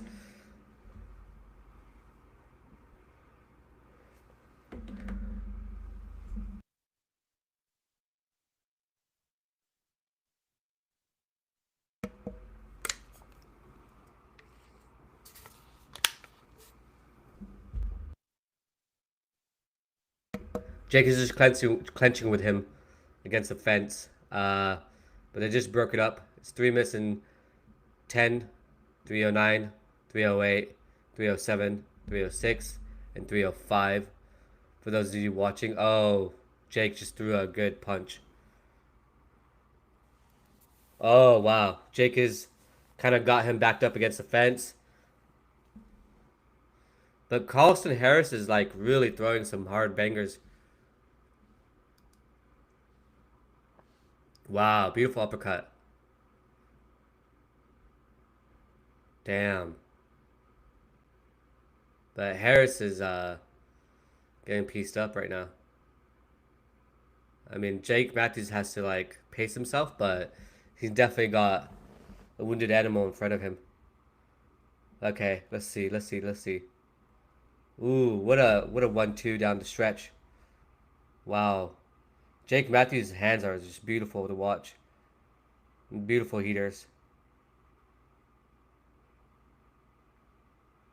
Yeah, that's a great fight. Alright, Jake, come on, bro.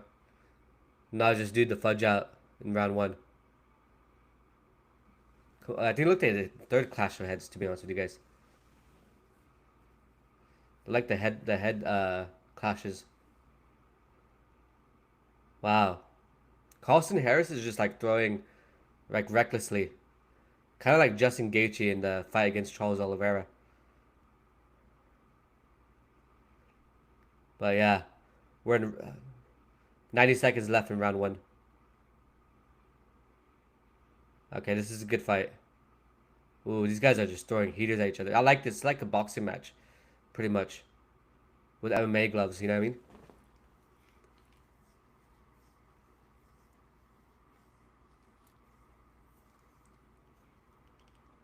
Oh, dude. Holy shits. Put my glasses on at the perfect time. Jake Matthews just like is landing some incredible heat up against looks like they're even in strikes, huh? Holy crap, okay. Significant head strikes are about even. Wow. Sorry, 52 for Matthews, 18 for Harris percentage wise. What a great combination by Matthews. He's just so like he's such a great fighter in my opinion. We got about 35 seconds left in round one. This is a great fight. Colin, are you still on watching? This is awesome. Oh my god, what a dope ass fight.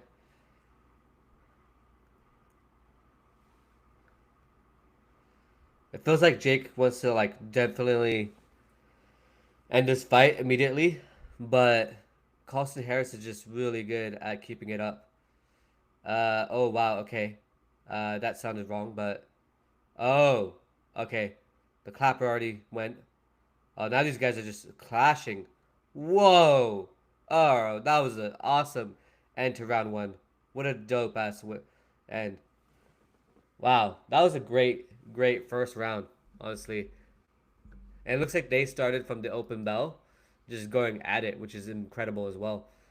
All of that being said, like this is a very good fight. So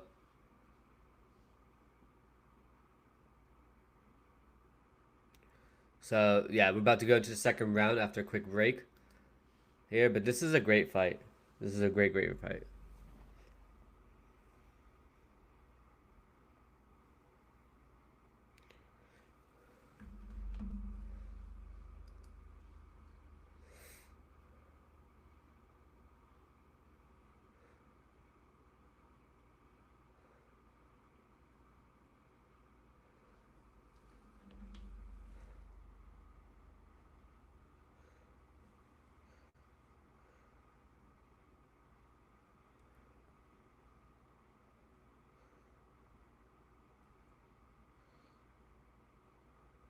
All right, round two starting now.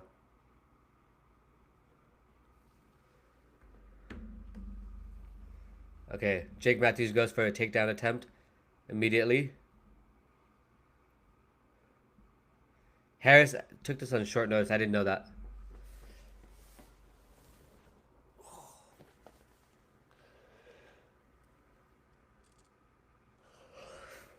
Jake Matthews on top. Oh, Jake Matthews going for a submission. What the? He's got the leg.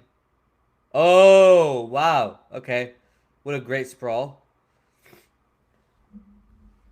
Boxing in the clinch, someone said Matthews is good at. Silly Goose MMA show said Jake Matthews with a great patience, and there is a ridiculous speed difference between Jake Matthews and Carlston Harris.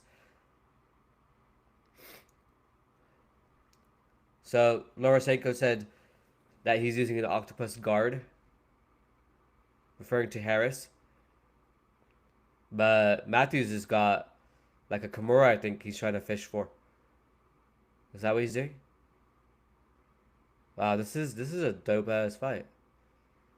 I'm sorry, I keep saying that about every fight, but like sometimes we watch these fights and they're just like so lackluster. This is genuinely like a decent fight to watch. Oh my back, I don't know what's happening here. Okay. Now this is just on the ground, so I hope I didn't jinx it because I don't mind I don't mind the ground game at all. But like I enjoy it more when they have the ground and pound to do something with it as well in the same breath. And right now,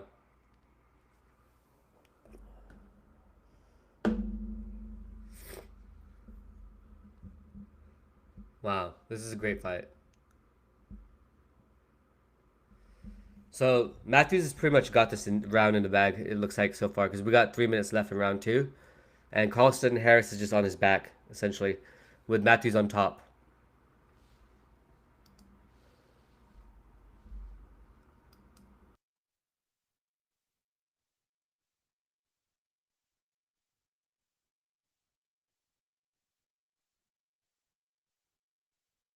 All right, we're good. Just had to wipe my nose for a second. But it looks like Harris got the guillotine on Matthews at the moment. But, I mean, Harris is not going to get this guillotine, in my opinion. Matthews is on top right now. I think in half guard, if I'm not mistaken. Yeah, he's in half guard. And Harris is just trying to use it to get up, I think. Yeah, okay, Matthews has already got half guard, but he's on top. Out of that guillotine. He's in control, basically. This entire round, he's pretty much in control. I mean, we got about 2 minutes left, less than 2 minutes left. And Matthews is just taking full control of this fight. This is a great fight, though, honestly. Like, I know they're on the ground. I know a lot of people might fight. Oh, Matthews got full guard. Oh, Matthews looks like he's going for a submission. Oh, he's got a head and arm triangle, it looks like. Oh, it looks deep. Oh, shit. He just needs to get his legs out.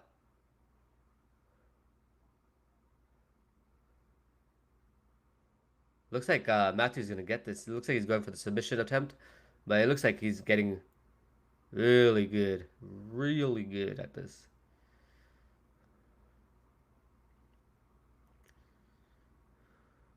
He's got a minute left in round 2. With an elbow, he's controlling this fight completely. It's so interesting that he took it to the ground because he was doing so great in the boxing, in my opinion. But he's got 4 minutes of ground control in round 2. Okay, so Lorosenko, he said he's trying to do a Kimura setup. Oh, yeah, I see it now. Oh! Oh, he just moved his arm. Harris thinks he's in trouble. Oh, Harris just reversed it? What? Matthews just over. It's always like position over submission. If you train at all with like jiu-jitsu and stuff, it's always position over submission. That's always what it is. But wow, what a dope ass. All right, so that's the end of round 2. That's like more. Yeah, that's all. I'm not gonna lie. That's all. That's all. Charles Johnson's the Neil Magny of flyweight, but Charles Johnson's quick actually commercial break, guys. well, I mean, no, so is Neil Magny, but I just don't like his haircut. It's not for everybody. Dude, it's Not for creepy. me at all. Yeah, it's kind of weird. Sorry, Charles Johnson. So That I can guess we wait move on to next. bantamweight. Yeah. All right, so obviously the champ Piotr Jan, and then for number 1 I have Merab. Woo! Oh, I love this one. No way. Yeah, I mean, my number 1's Merab as well. I feel like that's the only All right. reasonable and logical answer here. Yeah. What could he possibly what could you possibly say here that Nobody's better. Oh my god, you guys love me. all right. Okay. My champion is Sean O'Malley. Oh my. Undefeated, undisputed. And Merab is number 1. Peter Yan's number 2. So if Ayman Zahabi wins at the White House, is he undisputed champ? Is Ayman Zahabi getting a title fight here? Like what are we talking about? Well, I know you Pretty love much. your boy, but like Wait, you That's think Peter nuts. Yan's 2?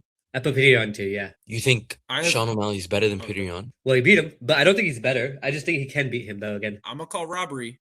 I mean, that's what I we will did. That's call what robbery we as called well. that literally 2 days ago on the last episode. Watch it. Piotr Jan got robbed against Sean.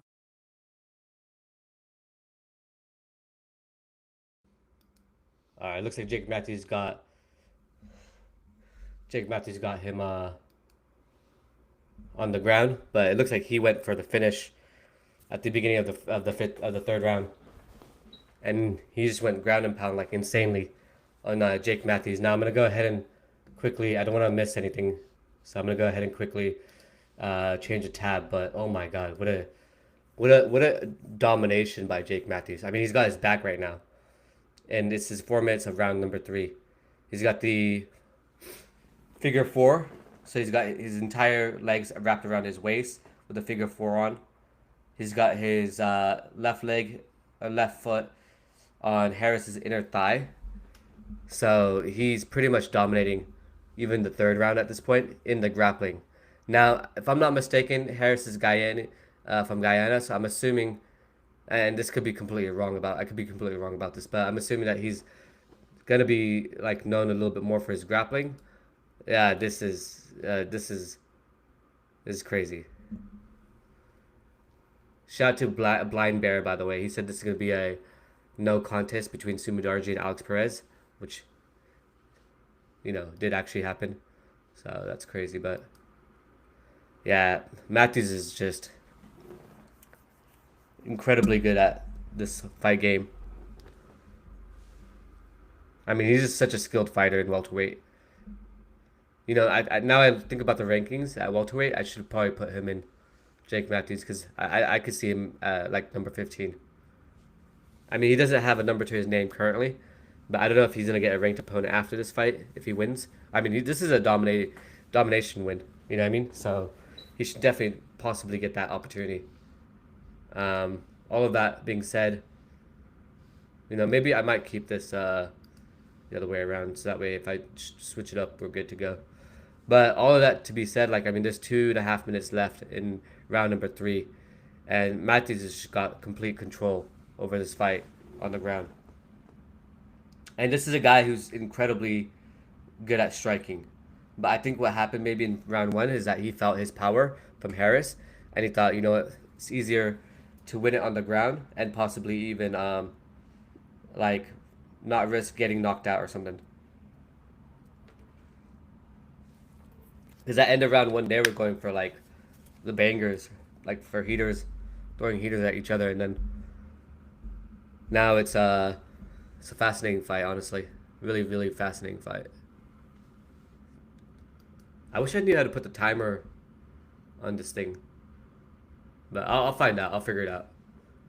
I don't know if you guys saw already. I'm like pretty decent at the edits now with the whole previous video. But yeah, regardless of that, let's get into this. So Jake Matthews still has ground control. Looks like he's going for a submission again, but he's got Carlston Harris up against the fence.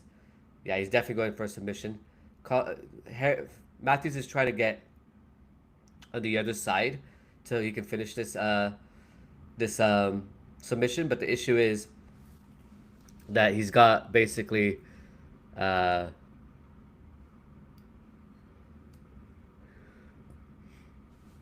he's got 1 minute to try and get the finish. The thing is, like, he's so close to the fence, he can't seem to like get the space that he needs really to like cleanly finish the submission or even have an opportunity to finish the submission. So now he's just doing ground and pound. But it looks like Harris is kind of stopping him because he keeps grabbing his arms. Okay, now he looks like he's trying to get another submission. 30 seconds left in the third round. Jake Matthews is going for the ground and pound right now. And it looks like he's trying to go for submission again. But yeah, he's getting his back one more time. Jake Matthews is just dominating this dude.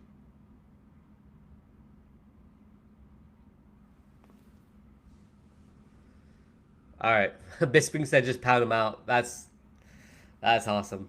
I mean, yeah, definitely if that did happen, that would help, but that is definitely not happening at the moment. All right, that's the end of round number 3 between Matthews and Harris. Both of them showing, you know, tremendous respect to each other. But yeah, that is the end of round number 3 for the Jake Matthews versus Carlston Harris. Yeah, what a domination from Jake Matthews. My God. Have you guys seen this movie, by the way? They're showing the what's it called? Jack Ryan. Yeah, it looks like a really good show. And this Kevin Hart is so hilarious. Like these commercials with Kevin Hart, pretty good. Yeah, I think we're good here, guys. So we got about a minute or half a minute left, and we're gonna get into the next fight in a second. So let's see who wins this fight, and then we'll go from there. Respect the hustle.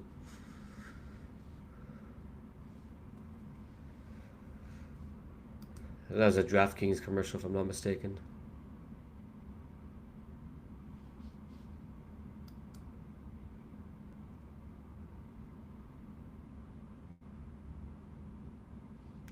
All right, but UFC's back. This is great, by the way. Thank you for those of you who've joined so far. The live. If you haven't subscribed already, please do subscribe. We're just trying to get to 200, honestly. That's our goal. So, okay, scorecard's coming up. 30-27. UD decision, Jake Matthews. Carlson Harris looking like he's about to cry. Shiznitz. All right, let's hear Matthews' interview.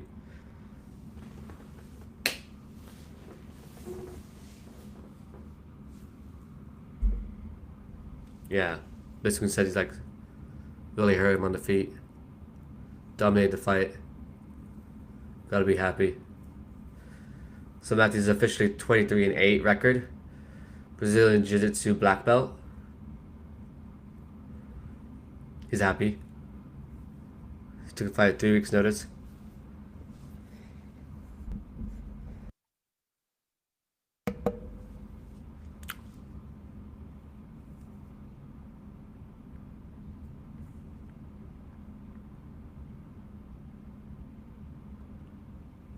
Alright, so he kept on the ground for round 3 because he wants to keep it strategic.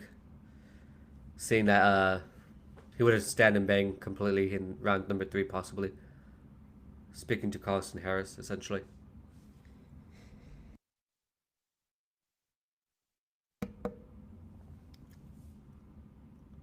So Bisping's like, do you wish in hindsight if you would have drove him back to his feet?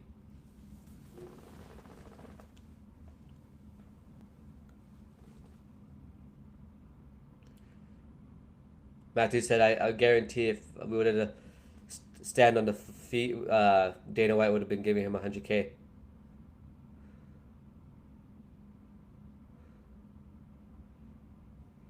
Yeah, Jake Matthews is really good. I mean, 23-8 record in the UFC is pretty awesome. I think he's been in the UFC for quite a while now, if I'm not mistaken. I can kind of go through his Tapology if I need to, but let's see what the next fight is. So we got... Oh, dude. This is Kaya Asakura versus Cameron Smotherman. Now, if you guys don't remember, I'll remind you what happened last time. So Cameron Smotherman actually fainted last time when Bisping was saying, like, you know, it's just your job to make weight. And ironically, Cameron Smotherman was on the other side. And, oh my god, dude, the Ian Garry glaze from people on X, like the Weasel right now just saying, bro, Garry beats Prates on short notice. Kumar was the same guy who said he deserved a title shot for decisioning Buckley, by the way. How can he say Garry doesn't deserve it? And that's apparently with the interview. Let's actually have a look at this. It's pretty interesting. Let me go ahead and just mute this real quick on my end. But let me go ahead and share this with you guys. I mean, I kind of brought this up anyway, so I think we might as well go over it. But you got Weasel here saying, I mean, let's... Contender. He didn't need like position. He was a top contender. He didn't need to like get fight on the short notice, you know, especially against me. Like right. I was like number 10, number 11 on the rank, and he was number 4 or 3, something like that. And he accepted the fight. Yeah, you're absolutely right, Carlos. And this is the exact explanation that I was trying to make is for if you look at the stats, you look at the paper. I'm not sold that he's the next guy. But of course, yes, he did the company a favor. Okay, I'm going to take a short notice versus Carlos Prates to save a car. I'm going to take another short notice versus Shavkat to save that fight on that card. This is a decision. This is the reasons that the company's like, okay, you know what? You took those short notice for us. Okay, if you win those, we'll give you a shot. And that's what they are. Because if you look at the stats, I'm not sold. Yeah. You're three knockouts in a row. Haven't gone to the bell. I think you haven't even left the third round in those 3 knockouts. Finish Jeff Neal, finish Leon Edwards, finish JDM. JDM, the way he was looking, finished him. Strikes. Wow. This is the first time I'm gonna agree with Henry Cejudo. What? I can't believe I just said that out loud. Holy crap. Okay. This is the first time I'm gonna agree with Henry Cejudo because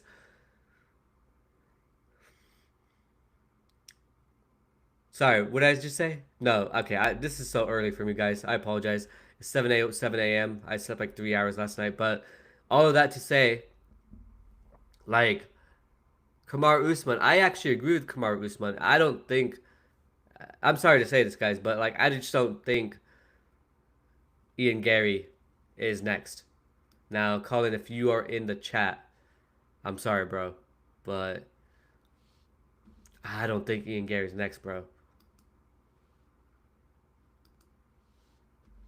I'm sorry. I can't apologize for what I just said, but I just genuinely think Ian Garry's not next.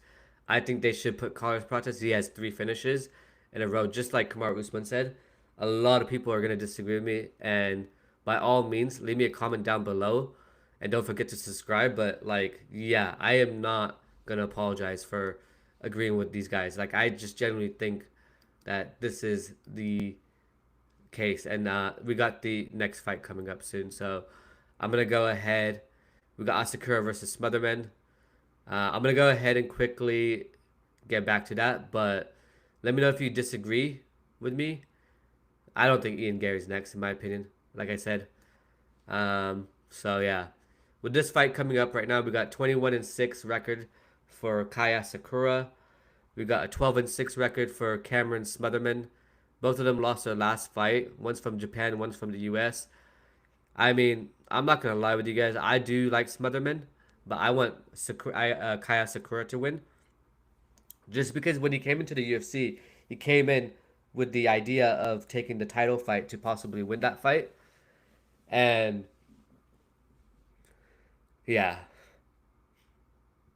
I think he can win that fight. I think he can win this fight, to be honest. Wait, how come the weight discrepancy is so high? Is this like just a mistake by accident? We got 151.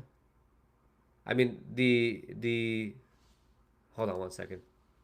Hold it, Goldie. Let me put the right label back on, huh?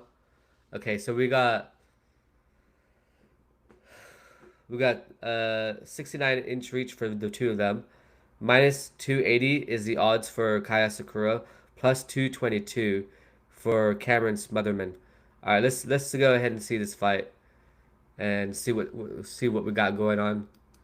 Okay, we got commercial break going on at the moment, which is good. I'm gonna just take a quick one as well. Put this thing back on as well. All I'm gonna say. I mean, look, if I wasn't being biased and I wasn't like favoring Sean O'Malley, I would say yeah, it was a robbery. But I love Sean O'Malley, so I'm giving him the champion status, giving Merab number 1 and Peter Yan number 2. But I want to hear your guys' top 3 right there. I have Umar at 2. Okay, yeah, that makes sense. I mean, they have it at what? They have Umar number 2 as well. Umar 2, yeah. What about you, Mo? I have Sean O'Malley 2, Umar 3. That's Sean 3, so that's not crazy. Yeah. That's fair. Just depends on what you prioritize more.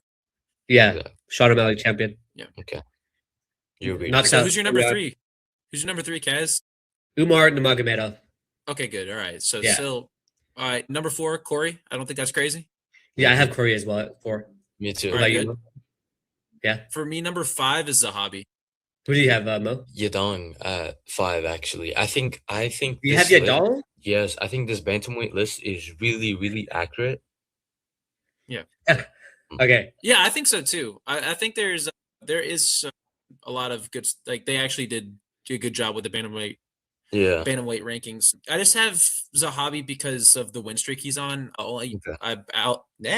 He beat Aldo. He beat Vera, but it was questionable. But that's the only reason I have him, because he's currently he's on this huge win streak.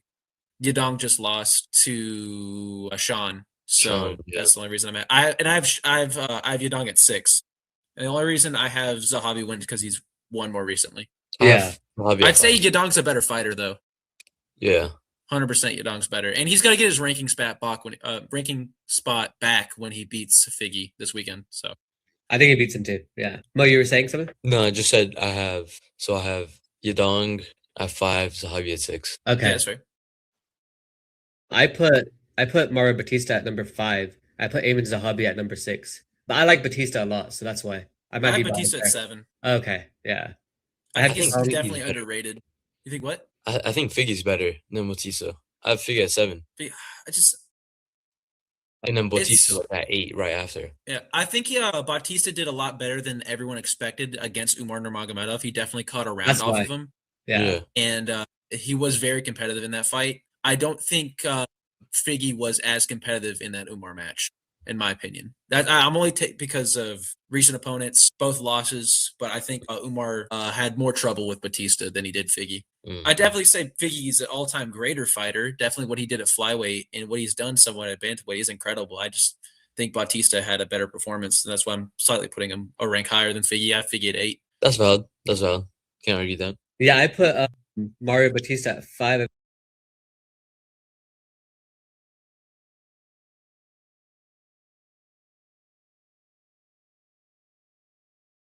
Sorry, I was on mute. I apologize. Okay, so the fight's about to start. Let's go ahead and take a quick look at the card here. So I'm going to go ahead and go back to the fight card. They're doing the tail of the tape right now. 135.5 is the weight. So looks like we're good actually on the fight stats. Just looks like they didn't do it right here for some reason, which is odd to me. Very odd to me, but okay, no problems. So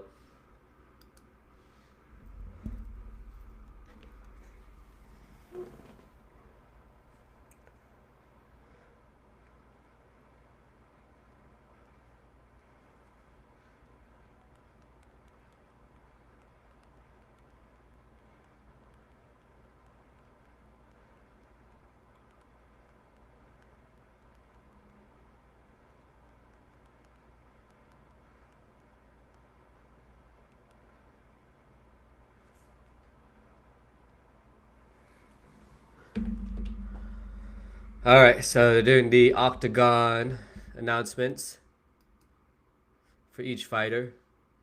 Look at Smotherman's nose. Oh my god.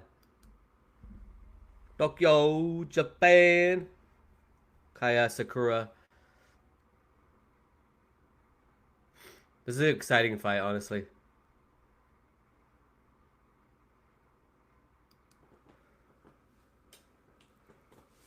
I think I'm gonna have to make a quick adjustment.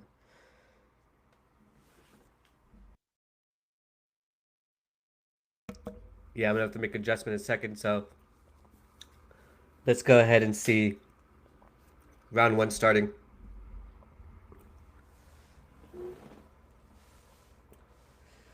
Like and subscribe. Bisping just said that, so I thought I might as well say that.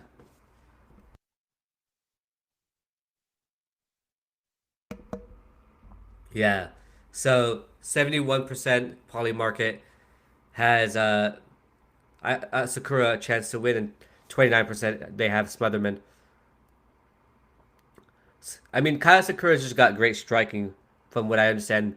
Him being a two-time champion from Ryzen. I don't know if it was two-time champion or I believe it was a two-weight division something. Maybe it was bantamweight and flyweight. Because I mean, for bantamweight, he looks pretty big. I'm not gonna lie. So the fact that he even made it to flyweight for that title fight is just crazy.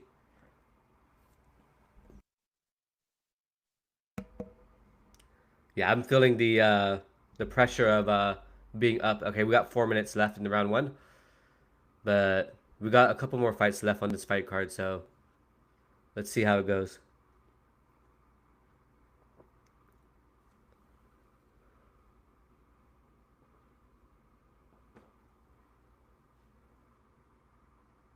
Wow, Kaya Sakura is good.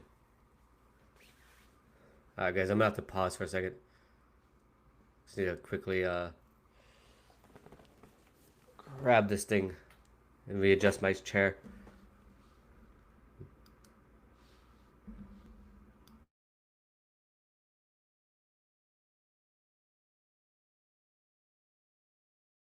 Holy shiz. Oh, he knocks him out. What?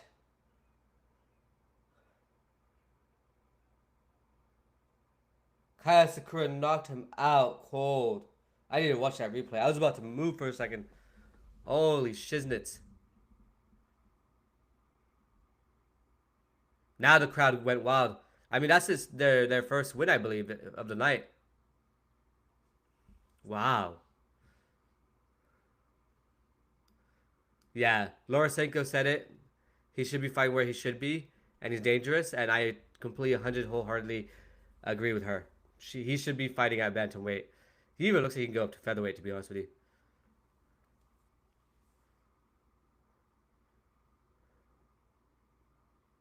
Clipped him with a right hook while switching stances, what Bisping said, which is what a just oh yeah, I see this stance switch, but what a sick fight. Smotherman down to one knee, gets backed up. Oh, it was a left hook to the chin, to the dome piece, and he was out. Wow, what an incredible fight.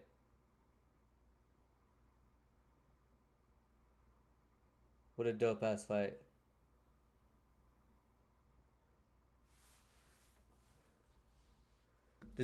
Colin, did you say something right now? Kai dropped him bad. Yeah, bro. Holy shiznits, huh? Wow, what a dope ass fight.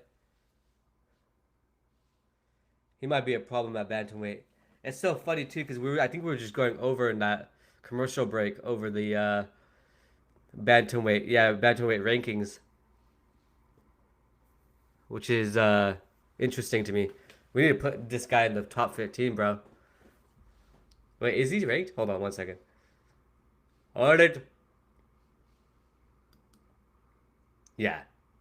Yeah, he's going to be a problem at bantamweight for sure. I can't see if he's actually ranked already. But, yeah, let me just quickly adjust my seat anyways.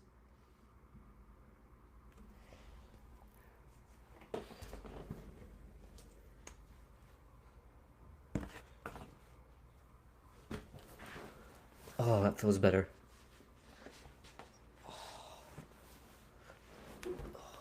Alright, this is dope. Ooh.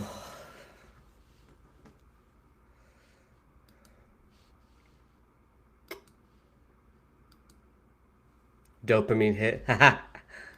Commercial's funny. Okay, so he is not ranked. Might be after today though. Yeah, that would be awesome, dude, if he's ranked. That Dutton Ranch thing is just so sick. Yeah, what a knockout, huh? Holy shiznits! Alright, they're about to announce the. They're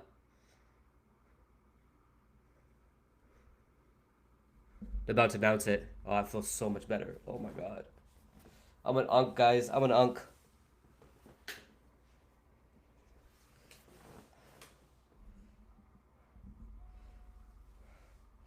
Kai Asakura by the way of knockout. Alright, Bisping's about to interview him. 1 minute and 50 seconds in.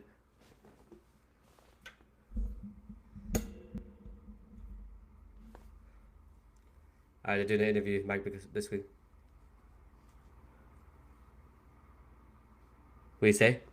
Oh, that was in Chinese, I think. Sorry. Or Japanese or whatever.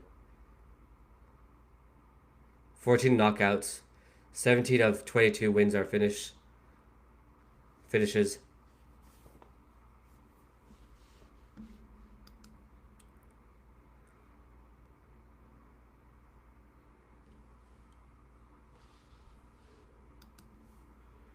Alright, I'm just listening to the interview.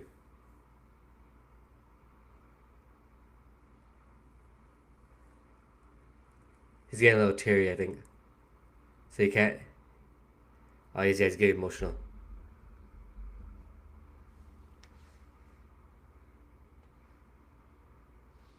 He want to show how strong he is in the fight.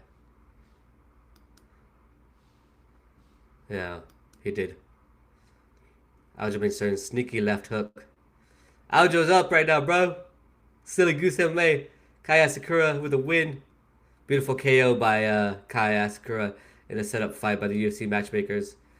Someone on X said that. Someone on Thread said, Smotherman is out. Kai, blah, blah, blah, blah, blah. Do you guys think... Hold on one second. Between say something. Oh, he's asking him who he wants to call out. I have a question, though.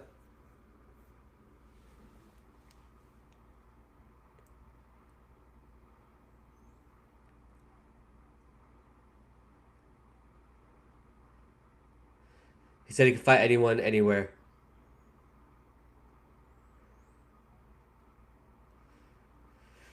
Yeah, so Bisping just went ahead and said, congratulations and stuff like that. I do think this guy is definitely someone to rank now in the bantamweight division. With that performance, I mean, what a amazing performance by this guy, Kai Asakura. All right, so going to be a quick 30-second break, and then we're going to continue. So the next fight is going to be Sergei Pavlovich versus Talison Teixeira. Now, the interesting thing here to me is that we obviously have Talison Teixeira, showing his sparring with Alex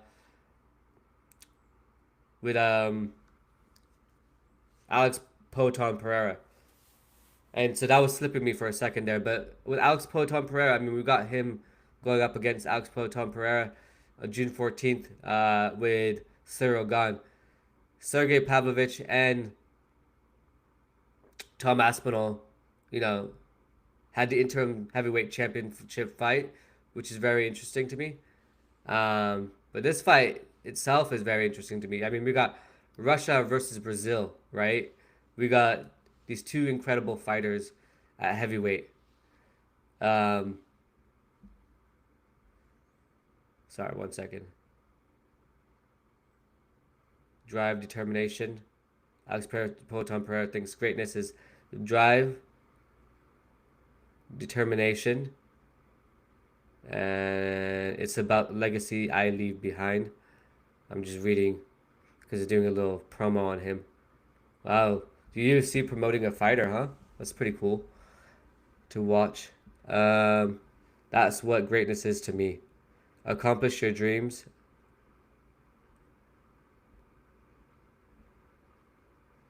I mean, when it's all said and done, I think we're going to look at Alex Poton Pereira and miss him, to be honest with you guys. I think he came in at the perfect time where we all needed him. And then when I look at where I came from and where I am now at the tire shop, that means a lot to me.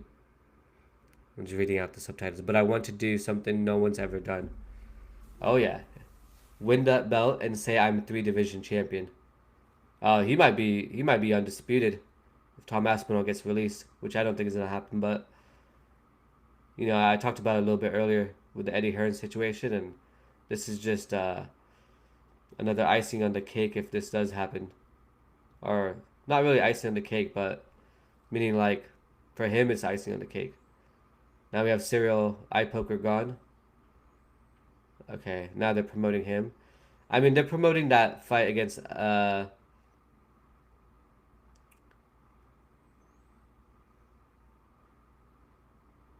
I was watching the highlights. This is so cool. I mean, his highlights are actually pretty dope, not gonna lie. I'm really excited about this fight in the White House against Pereira. He's a huge champion, but heavyweight division is my division. I'm a high-level technical striker. I'm different. I poke everybody. I'm different too, unlike anybody he's ever seen. That's from Poton Pereira. I mean, that fight against Khalil Roundtree was insane. I mean, he knocked out Sean Strickland, who's a 2-time champion right now. I'm on a mission. My mission is to have the belt, to win this fight. That's Cyril Gane, and then have to poke my opponent in the eyes. I'm going to knock him out. He really likes to talk about eye pokes, huh? Wow. So fascinating. Just reading these, I mean, I'm just reading this verbatim. People always talk. But while they talk, I'm always looking to win. I'm going to have my arm raised and make history. That's Alex Poton Pereira. Oh, that was sick. They had this where he does his intro and he's like throwing the bow and arrow. And they had like 3 different parts where he okay, so Alex Pereira 62, significant strike accuracy 62%, 62.1%, Cyril Gahn 61.7%. So Alex Pereira slightly up. Anthony Hamilton, Shar Magomedov, and Alistair Overeem all have significant strike accuracy a lot higher than these guys. Wow, Alistair Overeem has 73%. Pereira versus Gahn. Wow, I'm so excited for this fight. I think Pereira gets the win. I mean, they just showed a highlight of Cyril Gahn hitting his fighter back to the head. Oh, again, hit him back to the head. This guy's a back to the head fucking fighter. Bro, they just showed Cyril Gahn landing 3 fouls right before he ends his fight. How does no one actually see this? What the fuck is going on? UFC, what are you guys doing? Promoting fouls? Like, come on, brother. Oh my god, I'm actually kind of upset. I mean, I'm loving the promo package, but this Cyril Gahn is gonna freaking try and hit Alex Pereira behind the head and then get a W. Like, go fuck yourself, dude. Oh my goodness. Okay, well. So Sergei Pavlovich versus Talison Teixeira. You know, obviously he's Talison Teixeira didn't look good in his last fight against, if I'm not mistaken, the undisputed. Oh, I can't even remember his name. The dude who's on like a 7-8 fight losing streak. Let's see. Let's see if I can pull up his what the hell is the guy's name? Let me just bear with me for a second. I'm gonna go ahead and take a quick look right now.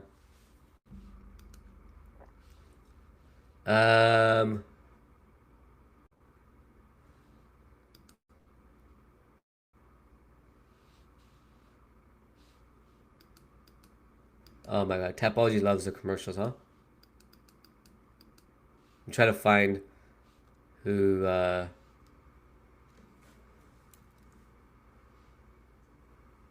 bro, come on. Alright. So his last fight was against Tai Tuivasa, who was I was trying to say. So yeah, undisputed Tai Tuivasa here. You know. Why are they showing Tai Tuivasa 8-1 record? That's obviously not true. Yeah, it's a 14-10 record. I mean, Tai Tuivasa is the undefeated, undisputed champ in the UFC apparently, because he's been winning fights left and right, like no other. You know what I'm saying? All right. Well, anyways, bantamweight rankings back on it. Commercial break, guys. Enjoy.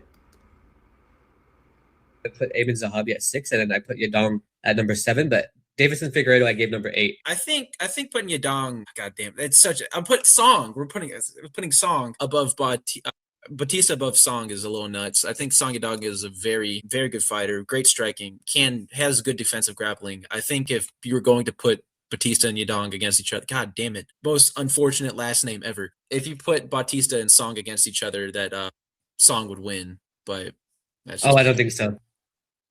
Think Batista could smudge him? Oh, highly. I highly favor Batista in that fight. You just really like that Sean camp, huh? Yeah. If he's trained by Tim Welch. No, it's not that. It's not the fact. Well, he's at MMA Lab, but technically, it's just the fact that like he really impressed me that Umar and the Magomedov fight. Honestly, like very impressive. And I also see. I mean, honestly, I see him beating Corey in that fight. All right, he is fighting Corey Sandhagen. Yeah, he could win. He could win. Yeah, so that would put him above, or sorry, ahead of Yadong. Yeah, that'd be a greater win than than anyone below him have, then he would deserve that number 4 spot if he does beat Corey Sandhagen. But let's not forget that like Corey Sandhagen gave Merab a lot of trouble in that fight before Merab eventually would lose to Piotr in the rematch. But yeah, Corey Sandhagen was looking really good. But anyways, all right, so moving down. So number 8, I had Figgy. You had Figgy at 7, Batista at 8. Mo? Batista I put at 5. No, I had Figgy at 7. Yeah. Yeah, Figgy at 7, then Batista at 8. Mm-hmm. Exactly. All right. Then number 9, David Martinez. Yeah. Me too. Yeah, that's fair. All right. This is going to be kind of out of left field, but I think it's justified. I think this is hugely justified. I have Randy Barcelos at 10. God damn. At 10? What? Because he has a win over Talbot. He beat Peyton Talbot on his crazy win streak. I don't. Because he has.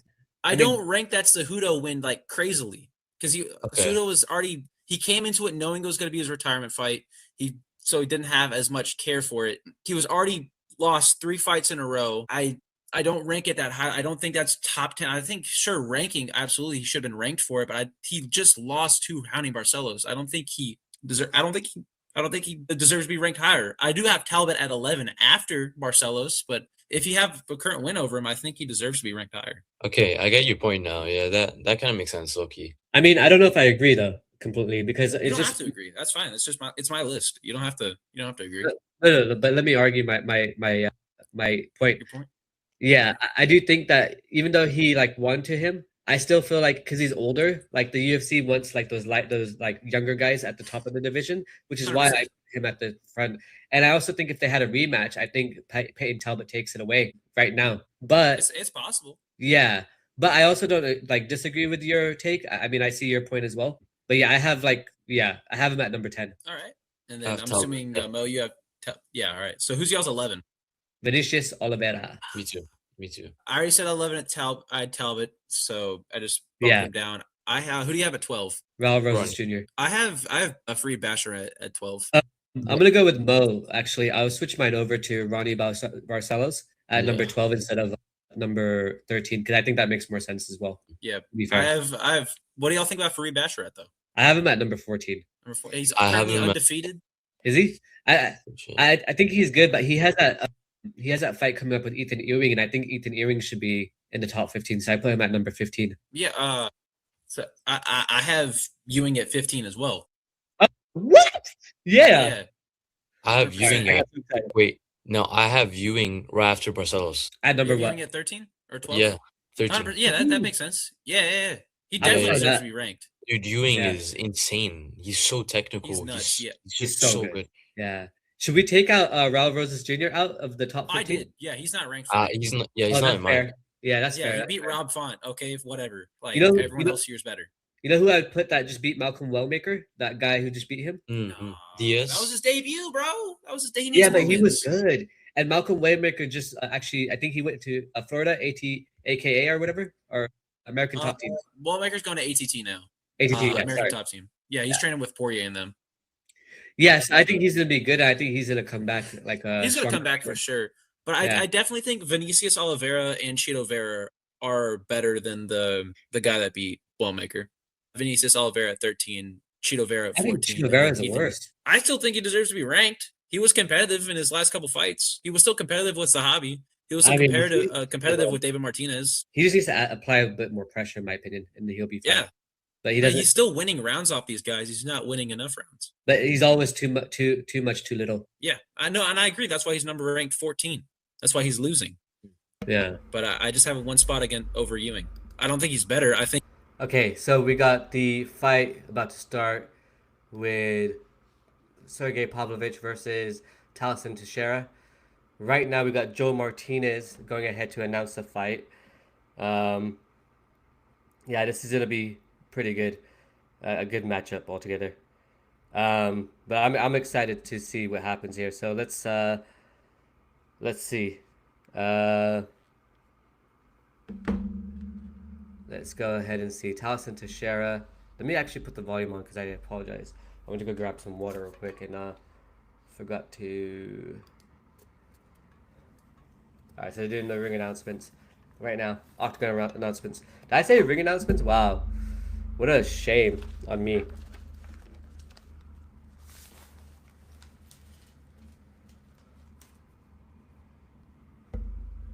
UFC number 3.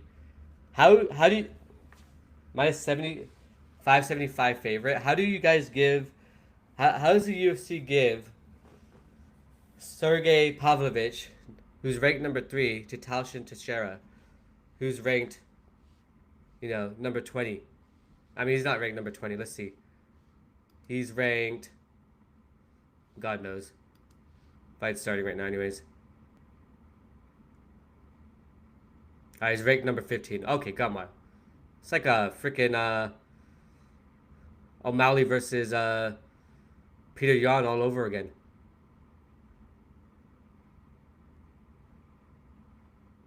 What the hell? This is quite a step up, dude, for Talison Teixeira. Let's see what happens, though. Bisping kind of just said that as well. Oh! Pavlovich is... Oh! Oh! Oh! Oh! What?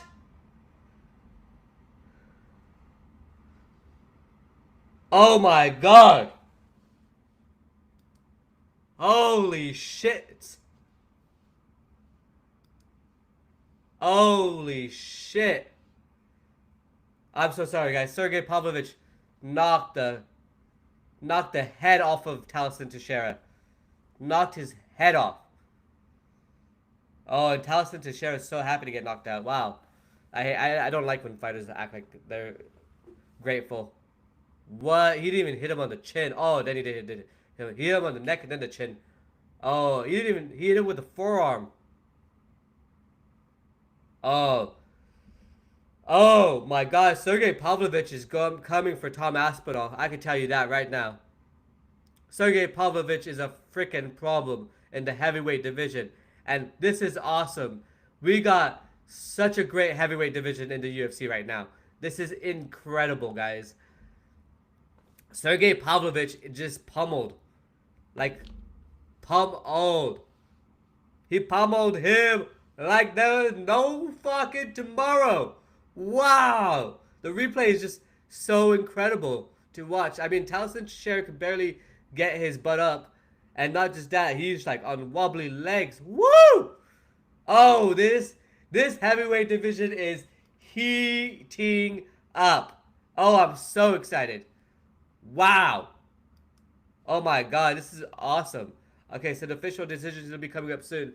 But what a freaking banger, guys. I mean,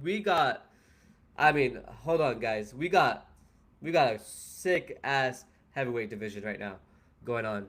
We got Sergei Pavlovich. We got Josh Hoke versus Derek Lewis on the White House fight card. We got Alex Poton Pereira, and we got Cyril Gane, the eye poker, famously, on the interim heavyweight championship fight. You got Eddie Hearn and Dana White beefing with each other about the idea of, or the prospect, right, of this guy. I mean, sorry, I didn't mean to do that. We have we have Eddie Hearn asking for Tom Aspinall's release, and we just had that performance by Sergei Pavlovich. Tom Aspinall technically won his interim heavyweight title from Sergei Pavlovich by defeating him. This is incredible. This is so awesome. I love this. I love this so much. I mean, look at that, right? We got 39 seconds KO TKO. All right, I'm gonna listen to what they have going on in the. I think they're gonna do the interview right now, but this is just I am so freaking excited for this heavyweight division right now. This is what the MMA UFC needed. Fuck Ngannou. Ngannou's gone. Let him go. Let him stay at home. Like, this is incredible. Yeah. One of the scariest men on the planet, Sergei Pavlovich.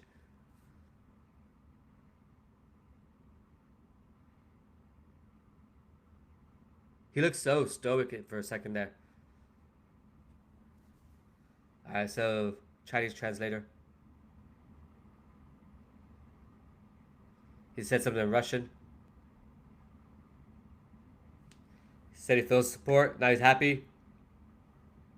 Now he has a smile on. Oh, the crowd loves him. Holy shit.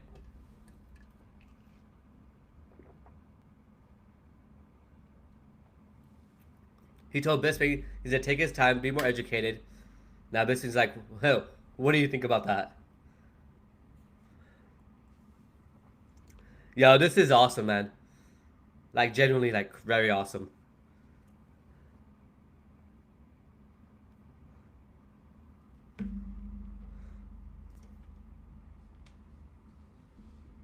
Shout out to Dana. Let's see what he said.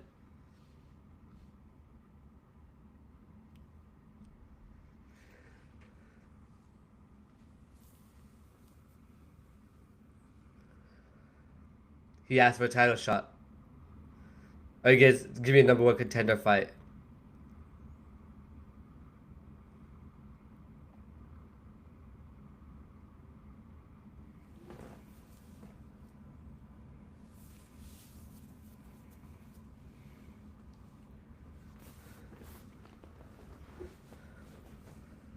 So Bisping's like, do you want the winner of Pereira versus Saragon in 2 weeks?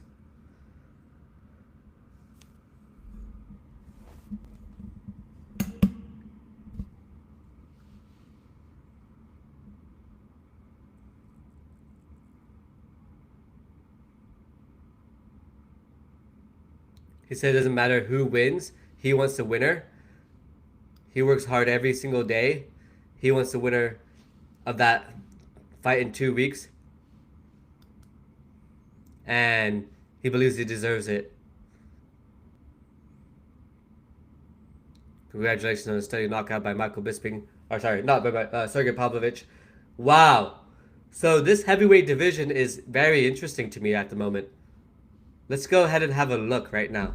Because I am, like, I don't know how to, I don't know what word I can use to express how excited I am. But this is just, to me, a very phenomenal. I mean, I might have to re-rank. I might have to redo my rankings for the heavyweight division. Okay? Wait, hold on 1 second. Zhang Weili. Alright, so the next fight we're going to go into a second, but right now, the main thing is just the heavyweight division. I mean, we got Cyril Gane at the top as number 1 contender. Tom Aspinall at the championship, who technically got his belt just from John Jones, essentially vacating the belt. And Tom Aspinall going from interim heavyweight champion for almost 2 years and just being moved up and given the belt for the actual heavyweight championship. Now, I think what's going to end up happening, if I'm to predict what's going to happen, is that Tom Aspinall needs to at least win his next fight, because no one's going to consider him the genuine heavyweight champion until he wins his next fight, and even the fight after that as well, because now we got some heat in this heavyweight division. We got Cyril Gane at number 1, Alexander Volkov, who I believe won the fight against Cyril Gane in their last matchup, and I believe deserves the interim heavyweight title shot versus Cyril Gane, because Cyril Gane always cheats in his finishes. If you look at him, he always cheats. Whenever he gets the W, it's usually because he did a foul behind the head, hitting his opponent behind the head. So here we do have Cyril Gane, Alexander Volkov number 2, Sergei Pavlovich, who just knocked out Talison Teixeira in 35 seconds, right? I mean, 39 seconds, sorry. But this is so exciting. And then we got the next fight coming up in a second, but this is just so exciting, this whole heavyweight division. And now we have Waldo Curtis Acosta, who just lost to Alexander Volkov, right? Then we got Josh Hokett, who just won to Curtis Blaze, number 7. And Curtis Blaze is still a freaking contender, guys. I swear to God. Whoever Curtis Blaze fights next is going to get slimed the fuck out. I'm not going to lie. They're going to get slimed the fuck out, because Curtis Blades is now not here to play around, not here to mess around. He's not here to joke around. He's here to get the freaking W. I mean, I am not I was a fan of Curtis Blades, but not in terms of his trash talk or anything like that. And just as a fighter, as a pure fighter, I thought he's such an incredible fighter, Curtis Blades. But he lost to Tom Aspinall, and obviously he had that first fight that was kind of like a fluke, where Tom Aspinall, had an injury with his knee.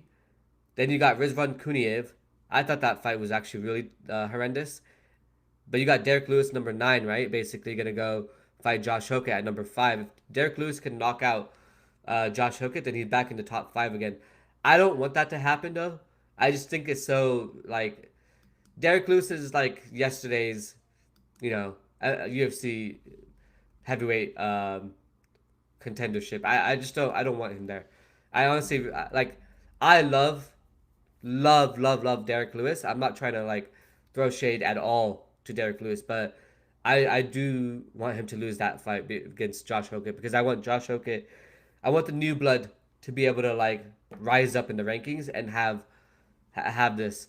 I mean, the other issue too is, if, let's just say hypothetically, if, Derek Lewis does knock out, Josh Hokett, that's going to be terrible for Josh Hokett, because everyone who doesn't like him is going to just pound on him and pounce on him and say, we hate you and all this bullshit, and think he's a fake fighter or whatever the case is. I don't think anyone's going to be very kind to him. And I don't think it's going to be good for his trajectory either. He has to win that fight, honestly, if I'm being completely transparent. But you got Tyrell Fortune at number 10. You got Ante Delia at number 11. I think Ante Delia, if I'm not mistaken, is matched up against Johnny Walker. And I think Marcin Tybura is matched up against Alexander Rakic. And then you got Walter Walker, Johnny Walker's brother. Brando Pericic is one of my favorite fighters, honestly. Like, the last performance he had, to me, was phenomenal. I thought it was an incredible matchup. So I'm really excited for this heavyweight division. And all that to be said, I'm going to go ahead and get back to our next fight, which is Zhang Mingyang against Alonzo Menifield. Now, with this fight, we got 19-7 Zhang Mingyang. I think he lost in the last main event to China, but this is the co-main event coming up right now. So this is pretty good. In the same breath, we got Alonzo Menifield. I don't think Alonzo Menifield is going to have a chance here. I mean, the odds are right now plus 200 and then minus 245 for Zhang Mingyang. And we got plus 200 for Alonzo Menifield. With all of that being said, I think Alonzo Menifield is going to lose his fight pretty much in the first round, within the first 30 seconds or a minute. So I'm excited for this fight. All of that being said, I'm going to go back and take it back to the commercial break that we currently have with the bantamweight rankings between Colin, Mo, and myself. So you guys go ahead and enjoy it, and we'll see you when this co-main event gets started. I think if you put Ewing and Vera against each other, Ewing would win, but I think Ewing has only had a couple fights. I mean, Chito Vera was a title challenger. He fought O'Malley for the belt. He has a win over O'Malley. Like, what are we? I think he deserves to be ranked in. That's a fluke win, in my opinion. That's because you're biased, but that's all right. Fair play. That's because you love Sean. I do love Sean, yeah. No, but also, like, that was just like a perennial nerve thingy. Like, okay, whatever. You know what I mean? Yeah. Like, so I don't think he's a better fighter, in my opinion. So, what's the rest of y'all's top 15? I think we complete the top 15, right? The bantamweight. Everyone's done. My 14 is Vera and 15 Basharat. Right, Vera in the top 15. I mean, dude, we kept Cheeto. We dumped Rosas. I would put Farid Basharat number 14 at least on yours, because I have him at 14. And if you wanted to put Vera in the top 15, I'd put him at 15. Yeah, I have Vera. I have Basharat at 12, but that's all right. We'll move. Just move on. I like Basharat a little bit higher, but I also like Ethan Ewing in there. Okay, featherweight is next. Yep. All right. So obviously the champ is Volk. We can move on there. I don't think anyone has any. Yeah, I have. Go on. I have Volkanovski as the champion too. Okay, good. All right. I was about to say. Yeah. All right. Mavs are at 1. I don't think that's debatable. I don't think so. I think I have Murphy at 1. No, bro, you have to debate this one, bro. Lerone Murphy, our UK bro, won that fight. I have Lerone at 2. Murphy won that fight. I called a draw. I called it a draw. You guys are speaking over each other. Sorry, what'd you say, Mo? Murphy won that fight. Yes. See, that's what Murphy I mean. won that fight. He did, hands down, bro. The first 3 rounds. Yeah. I called it a draw, but I think it was 2-2. Mavzar was up but lost a point. That's a draw. Okay, you're gonna hate me for where You could have him like dual ranked at 1. I wouldn't care. But regardless, Mavzar does have a much better resume than Lerone does after that. But is he better? Has Aljo. But is he better? He has Aljo. He has. I mean, That's you gotta think. Like, is he better? Yes. He's not. Yes. No, he's not. All right. Wait. What did you say? Is he better than who? Mavzar is better than Lerone. No. Okay. All right. I'd love to see that rematch for the belt. Low key, I'd love to see that rematch for the belt. Honestly, I don't think Mavzar is better than him. I think he just got lucky that night for some reason. I think Lerone did get robbed, though. I think he at least deserved a draw. Maybe he gave like one of the judges a blowjob or something the night before. That's crazy. All right. Keep it going. Keep it pushing. All right. So who's y'all's number 2? Aljamain Sterling. Okay. God damn. What are you doing, Ra? Now I have Mavzar too. I like Aljo. But Mavzar has a win over him. Yeah, but Mavzar is number 5 on mine. What the? Yeah. I mean, respect. Top 5. Okay, No, bro. bad, That's bad. That's rough. That's bad. No, I mean, I'm not joking around here. I mean, honestly, I'm not a big fan of Mavzar. I think his wins against like Arnold Allen and Aljamain Sterling could have hypothetically got a split decision to the other opponent. So I think he could have, and even the fight with Arnold Allen and no, sorry, I take that back. Not the Arnold Allen win, but the Aljamain Sterling win. I think Aljamain actually won that fight, to be honest. Which is why I put Aljamain at number 2, and then I won't go on there from there. But that's my justification. I guess we all need to rewatch some Mavzar tape. I think that's what we're gonna have to do after this. I might fall asleep if I do. But Wolfie, it's okay, girl. Relax. It's my dog. Sorry. She's getting excited, huh? She's like, yeah. How does Kaz have him at Aljamain Sterling number 2? She's like, go with me, boy, go with me. Yeah. And she's getting mad at me for defending Mavzar. That's what's happening. Yeah, that's what's happening. Hold on 1 second. I'll be right back. Mo, who do you have for your top 3? I have right after Mavzar 2, I have Diego Lopez at 3. Diego Lopez at 3. Okay, I have the same thing as mine. Yeah. She wants some love. That's all it is. She just wants some. She's getting jealous of me on the computer. That's all it is. I mean, I would be too if I were you, because I would be like, how do you have like Mozart at number 1? That's just beyond me. All right. So number 2, I have Lerone. You could swap him with 1 if you want to call robbery. I won't be mad at that. He definitely deserves to be up there. Yeah. Who's your number 2? My number 2 is Mavzar. Number 3 was Diego Lopez. I have number 3 is Aljo. Yeah, I have number 3 Diego, same as Mo. And then also, go ahead. I was gonna say only because Lopez has 2 losses. Like he has both losses to Volk. And yeah, he beat Gene Silva, but like it's just. But they were good fights. They were good fights. That's true. Like they were really good against fight. You know what I mean? The first fight was more competitive. The second fight was like pretty clear that Volk was levels above. Yeah, I was gonna say real quick. Did you guys see Movsar Evloev like tweet that he has like something coming up soon, and then he said "NU," like kind of teasing that he has a title fight coming up, and then I wrote. Say again. Sorry. He definitely has a title fight coming. Okay, I wrote on his tweet that he put out. I put good jokes, LOL. Yeah, I don't think he's phased. I think he's sleeping just fine.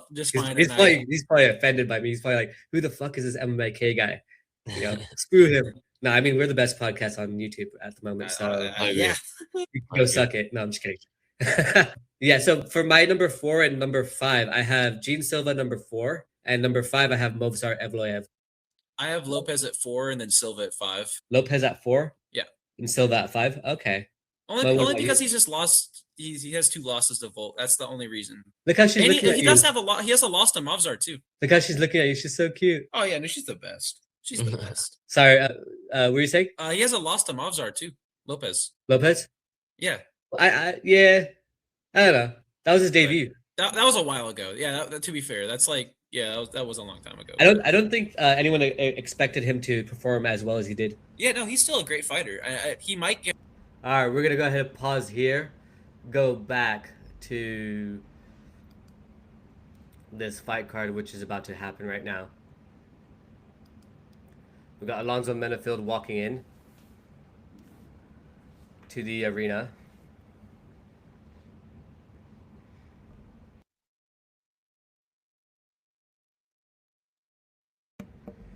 He's from LA, California. Oh, he's born and raised where I was. Atomical, Alonzo Menifield. on Instagram. Man, this is, I think, an exciting matchup as well between Zhang Mingyang and Alonzo Menifield. I wonder why they're giving this fight to Alonzo, because from my understanding, I mean, he's an okay fighter, but he's not very exciting from my understanding. I mean, he's 17-6 with 1 no contest. He's ranked, on Tapology at number 25. Mingyang Zhang is ranked at number 20 on Tapology as well. But Alonzo, let me just have a quick look real quick at something. So Alonzo lost his last fight to Volkan Oezdemir, who in my opinion is an unk, and he lost to knee and punches. That was back in 2025. That was essentially UFC fight night. But round 1, 1:27 in, that was November 22nd. Okay. Well, they have him in the octagon right now, and yeah, I'm excited for this fight, to be honest, but let me just have a quick look while they're doing that. So he gets a decision win, unanimous, to Umar Sy. I think that guy was the... Oh, okay, I thought that was an undefeated guy. Julius Walker. He won against Julius Walker. He has a loss to Azamat Murzakanov and Carlos Ulberg. So those are not bad losses, actually, if I'm being honest. I mean, in the UFC, he's 10-6. So 10 wins with 6 losses and 1 draw in the UFC currently. All of that to, so let's see what happens. I'm going to see if I can go take a quick look at his opponent real quick on the Tapology. I just need to keep an eye out when they get the fight started. So, okay, Zhang Mingyang is making his way to the octagon. And I know I keep saying his name the opposite way, so I do apologize. In the same breath as well. The guy's got a 19-7 record. He's about 27 years old, so he's quite young. He's got 13 wins by KO with 4 losses by KO. He's 3-1 in the UFC currently. His last loss was to Johnny Walker. His last win was to Anthony Smith. So I'm not sure. He also won against Ozzy Diaz and Brendan Ribeiro. Okay, you know what? I take back what I said earlier. I actually have Alonzo Menifield now. Now that I just saw that. I have Alonzo Menifield because I believe he's got more of the high caliber opponents in comparison to Zhang Mingyang. So let's see. I think they're gonna have the fight announcement start soon.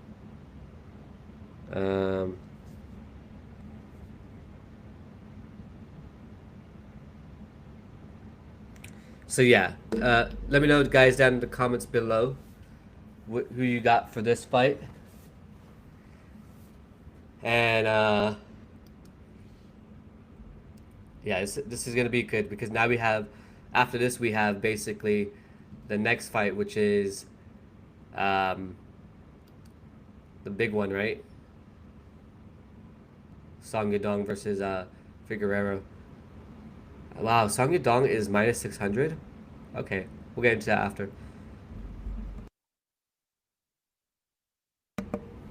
But that is an interesting, that's a very interesting stats to me.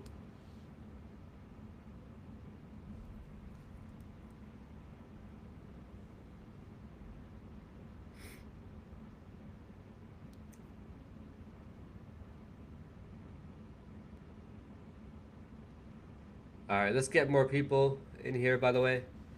Tell your mom who has a mom who knows a mom that Kaz has got a YouTube channel.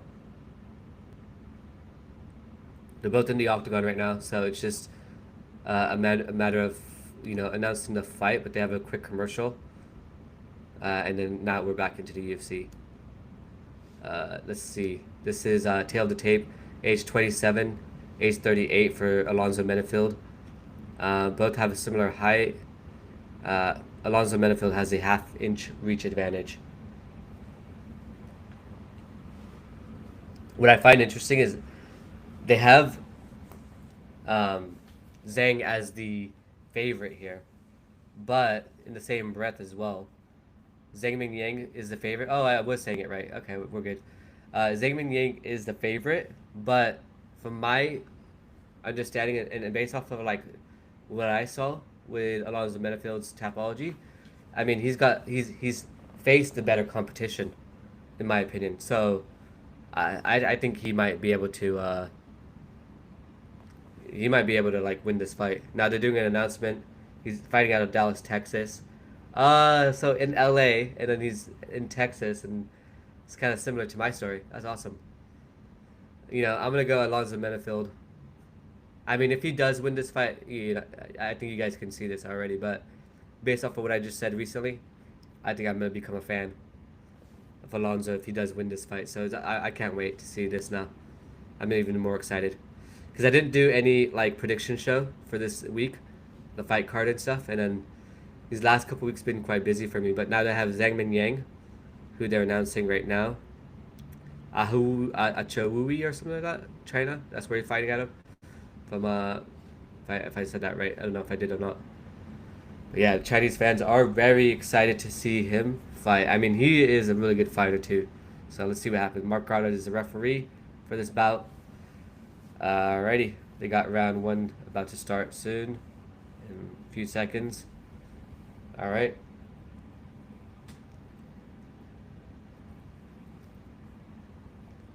All right, Zhang Mingyang. All right, let's go. Round 1 starting. Oh, he looks significantly bigger than Alonzo. All right, Zhang in the red shorts, Menifield in the blue shorts. They are banging for a second there. I did miss the Polymarket props, but that's okay. All right, looks like they're going for the kill right now. Alonzo's landed a good punch for a second there, but Zhang Mingyang backed up a little bit. Zhang's trying to like figure out how to. Okay, he looked like he took a little breather right there for a second. Alonzo looks like he wants to win this fight. Sometimes when I see Alonzo, he looks turned on. Sometimes when I see him, he doesn't look turned on. So like for me, it's kind of a very hit and miss. But he's got him against the fence right now. So I think he knows that he has to kind of just fight a smart fight, and he'll be fine. Which is obviously good for him.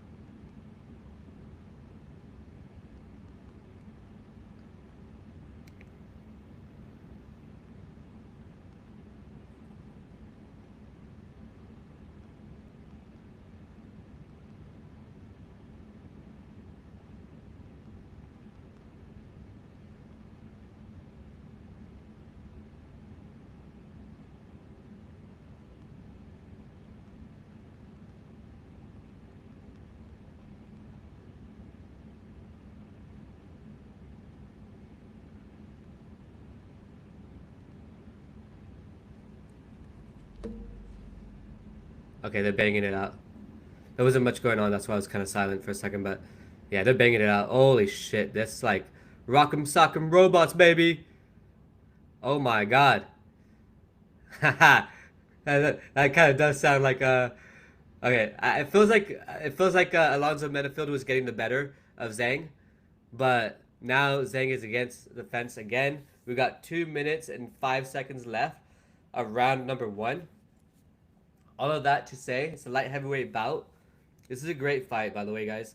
But this bout is just fascinating to see that these guys are just, you know, going for freaking broke here for a second.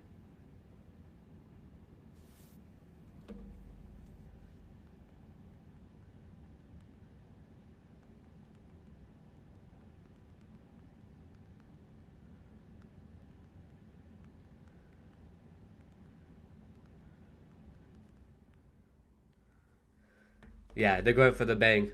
They're going for the bang, the bang, the bang, bang, bang, bang, bang. Wow. Okay, I like Alonzo Menifield in this fight, honestly. I think he's doing a great job. Oh, he just hit him really hard. Oh, it stunned him. Okay, Alonzo. Oh! He's got to the ground. He knocked him down. Let's fucking go, baby. Come on, Alonzo. Don't make me regret this. Oh, Zhang doesn't look like he's excited about this fight.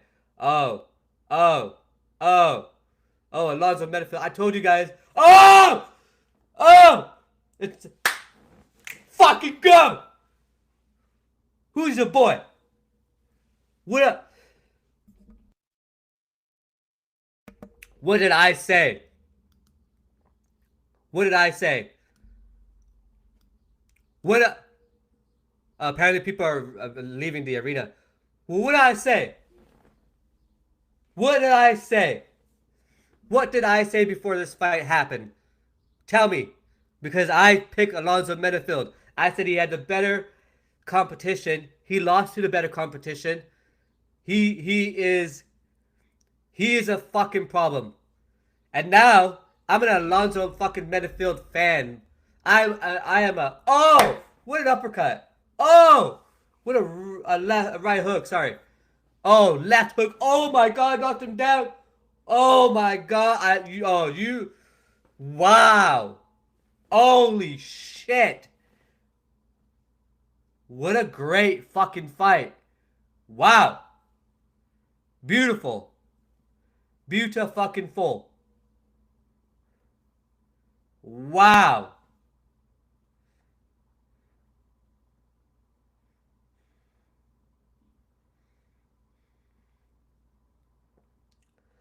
Wow. Wow. Wow, wow, wow, wow. What? Ha, I like it. I said round one KO, TKO. I didn't think it was going to take that long, but I did say round one KO, TKO. Like,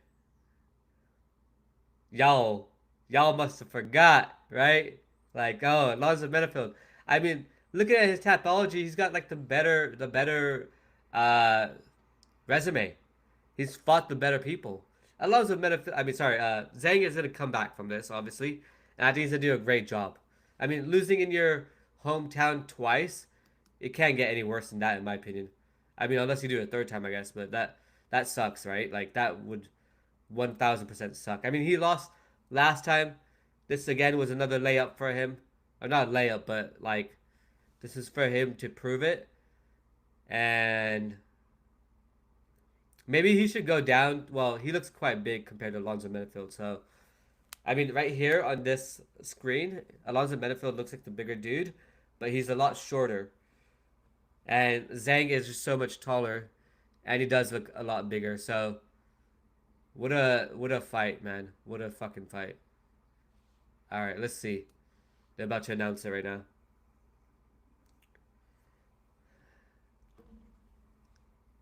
Very impressive in victory.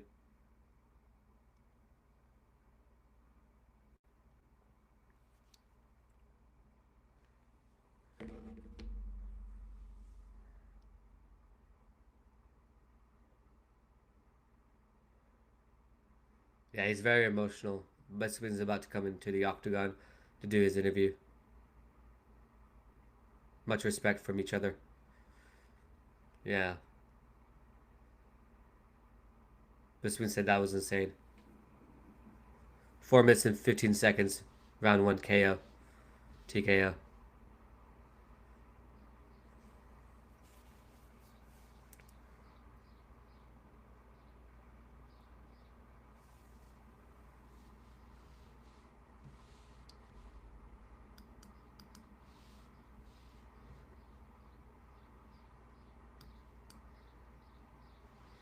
Yeah, he just said he laid him down.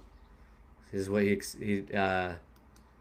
expected or didn't expect. I kind of missed that part, but that was. I mean, I predicted this, to be honest, after reading the Tapology, because he had such good opponents, even though he lost them. I mean, Carlos Ulberg and Azamat Murzakanov are great, former fighters, or fighters that he lost to, right? Former losses is what I meant to say. But wow, I really do like Alonzo Menifield.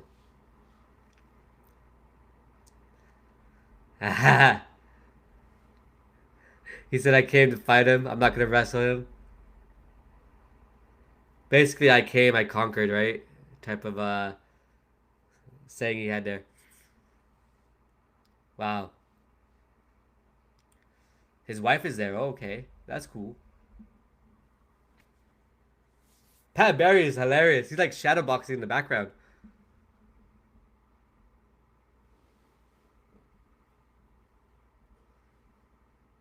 Oh, okay, now he just did something or like. He said, "See the skin? Gotta represent," which is not a bad thing. It's just like, why is it gotta be about color? Why is it gotta be about color? I mean, I'm a brown guy on a MMA channel in America on the UFC. Like, maybe I'm wrong, but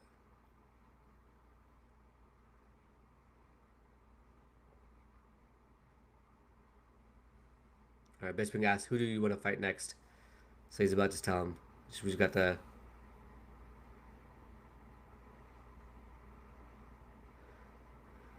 He said top 10. He's with Pat. He said line them up. I'll take them down.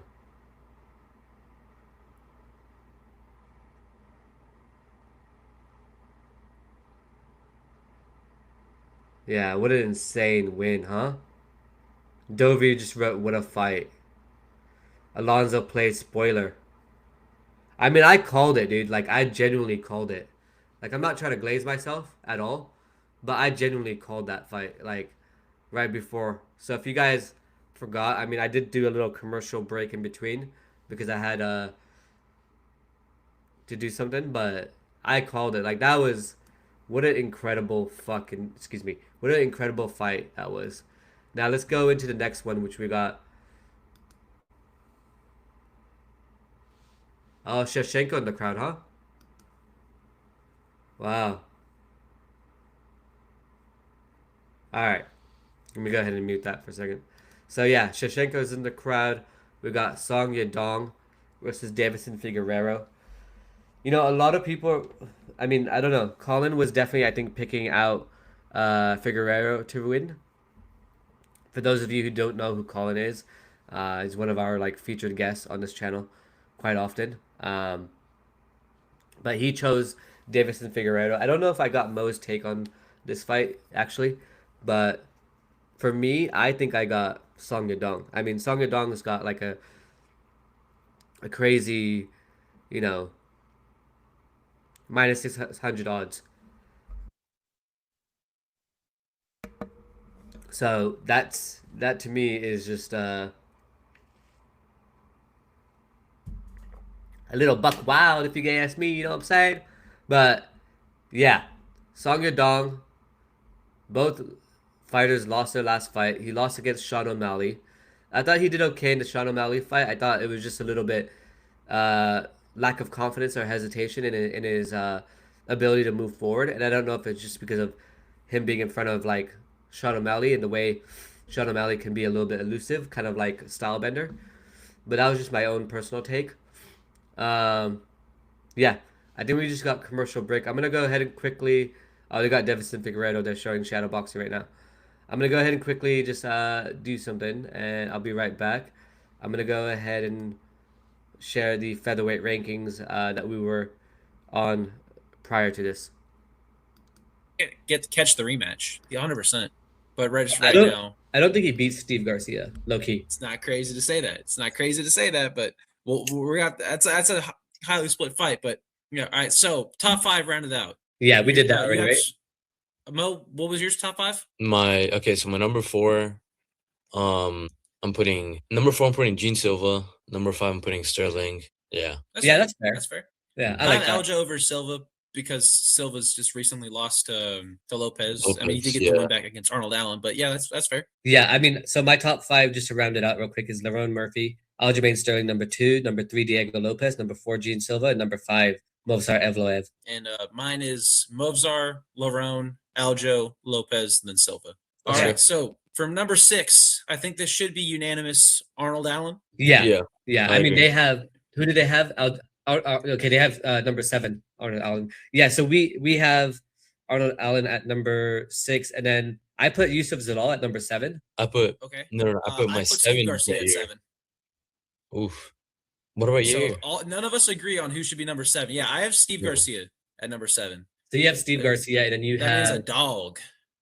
who do you have? Man? I have Yair Rodriguez at 7, and then okay. but right after that, I have Zalal at 8, and then Yair at 9. I put Yair out of the top 10. Not because Yair's bad by any means. He's a fantastic fighter. He's just been so inactive. I have to punish the inactivity. We haven't seen a fight since April of last year. Yeah. Okay, I just saw your comment. Well, I just didn't like how he was asking for the time. Let me go ahead and respond to you real quick. So, did you see Data and Trump are having a live sex celebration at the White House? What the hell are you talking about, bro? Let me have a quick look on X and see if there's anything about that. But that is crazy, like, genuinely. Try to see if I can find something.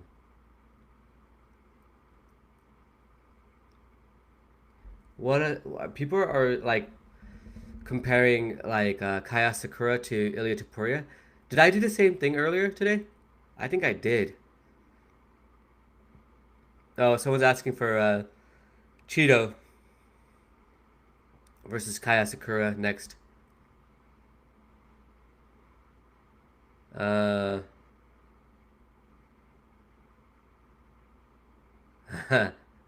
Paulo Costa. Oh my god, this guy is hilarious. Paulo Costa, how Latinos can stay. I support it. Oh man.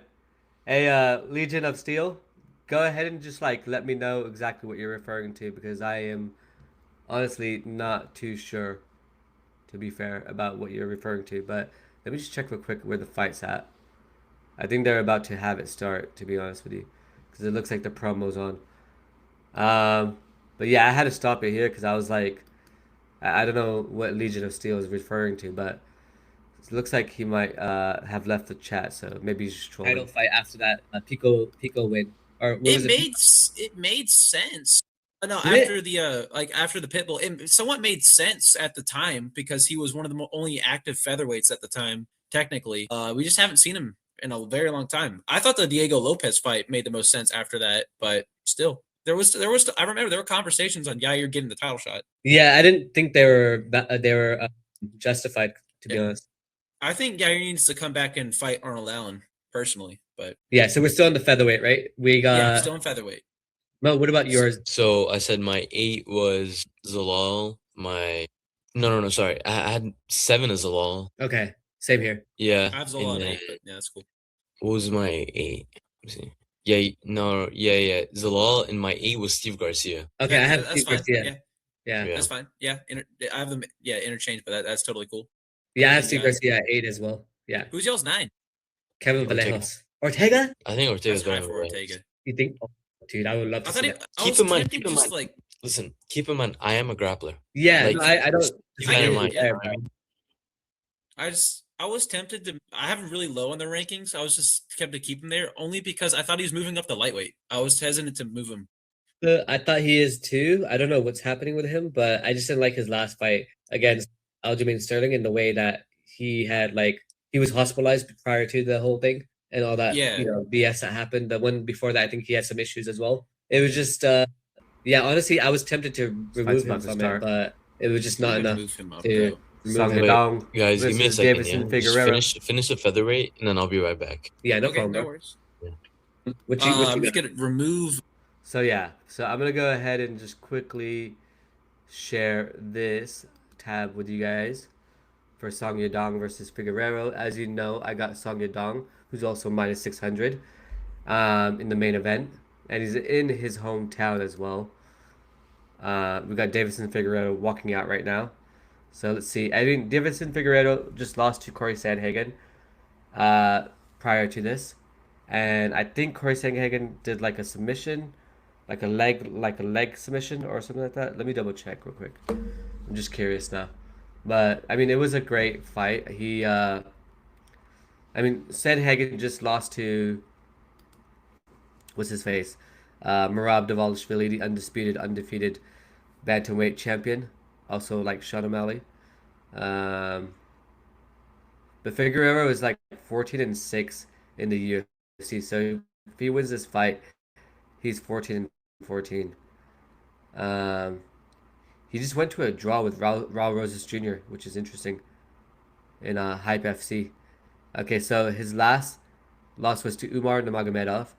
He won against Montel Jackson and lost to Corey Sandhagen with that knee injury. So yeah, that's a lot of L's and not a really great win for Montel Jackson, because Montel Jackson just lost his fight as well recently that he had. So his coach looks fired up though. I'm not gonna lie. He's got that little red line in his hair. I like these Brazilians, the way they put their stuff together, like their what do you call it? They dye their hair and stuff. You know what I'm saying? Know what I'm saying, guy? Know what I'm saying, guy? All right, let's have a look. Former two-time UFC flyweight champion, finishes 18 of 25 wins, 9 knockouts, 9 submissions. Yeah, he's a pretty good fighter. I'm not gonna lie, but in the same breath, I mean, I don't know. I think he's gonna try and take this guy down. Now I think about it out loud. Yeah, you might want to try and take him down. Alright, guys, we need more of you guys here. I know it's like really earning it early in the morning, so don't blame y'all. But if you're rewatching this, do not forget to like and subscribe. Go ahead and check out the channel. We have a lot of good content on this channel right now. And this week I'll be seeing if I can get more time. I'll be going a little harder on the channel a little bit this week. See if I can push out a little bit more. I mean, there's so many pieces of content that I can like slice up, but I haven't done that yet. So yeah.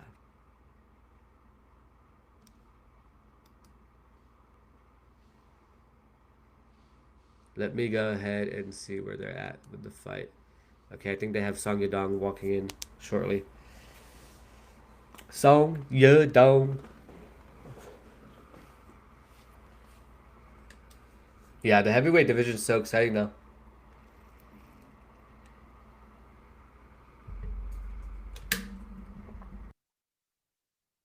Especially with the way that he pieced up Pavlovich just pieced up Talison Teixeira, which is not good, because if you think about it, he's got that his main training partner has been Alex Poatan Pereira. Holy shit! I want to see. Now I think about it, what if we see that fight against Poatan and, you know what I'm saying, like Poatan and Pavlovich? That might be an underrated fight that we never knew we wanted. Song Yadong looks like he's really embracing the Macau crowd, the Chinese crowd. He did that Conor McGregor hands out on the both sides. Pull your chest out.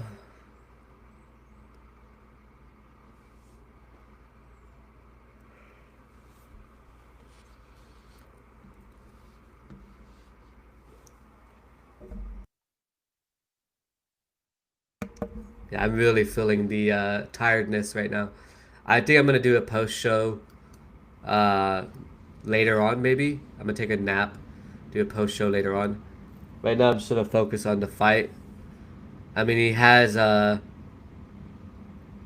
just how Mudaerji had Uriah Faber. He has Uriah Faber in his corner.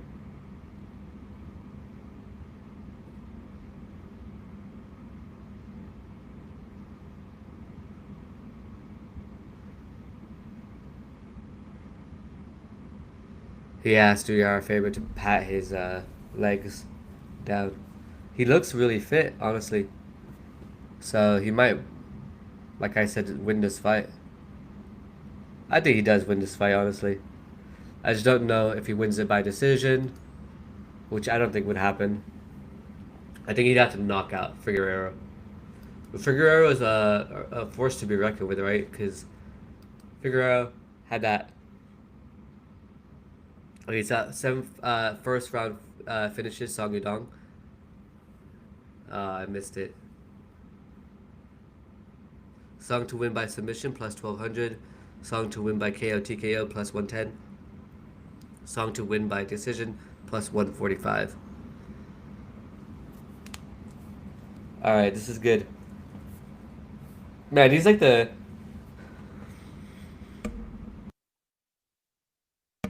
Conor McGregor of China. Wow. What a dope ass guy. What a brilliant guy, honestly. I have no idea how good. Okay, I think I'm just tired. Yeah, this guy is good, man. Honestly, I'm excited for this fight. Man, X is just going banger, huh?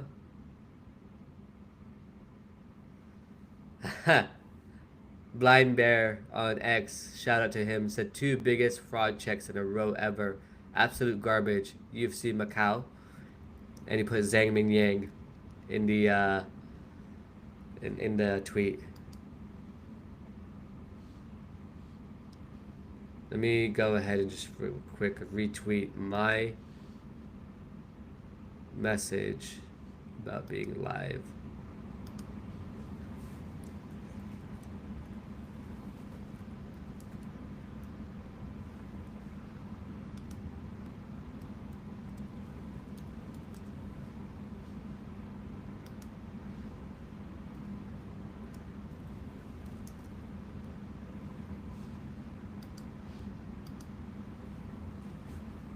Alright, we're good.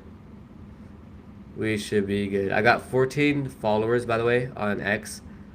So if you guys want to go ahead and give me a follow, by all means, I will not hold you back or, you know, discourage you at all from doing that. If you haven't already subscribed, please do subscribe to the channel. If you think my energy is a little bit low, I do apologize. I am feeling the pain of waking up right now at 4 a.m. You know, it's so funny. I was gonna do because I missed the Angela Hill fight. I think I missed like the first 3 or 4 fights in the prelims, but I heard they're really, really good. And when I say I heard that, I heard it from X. So I definitely want to go check those out afterwards. But they got the ring announcements about to go. Sorry, Octagon announcements.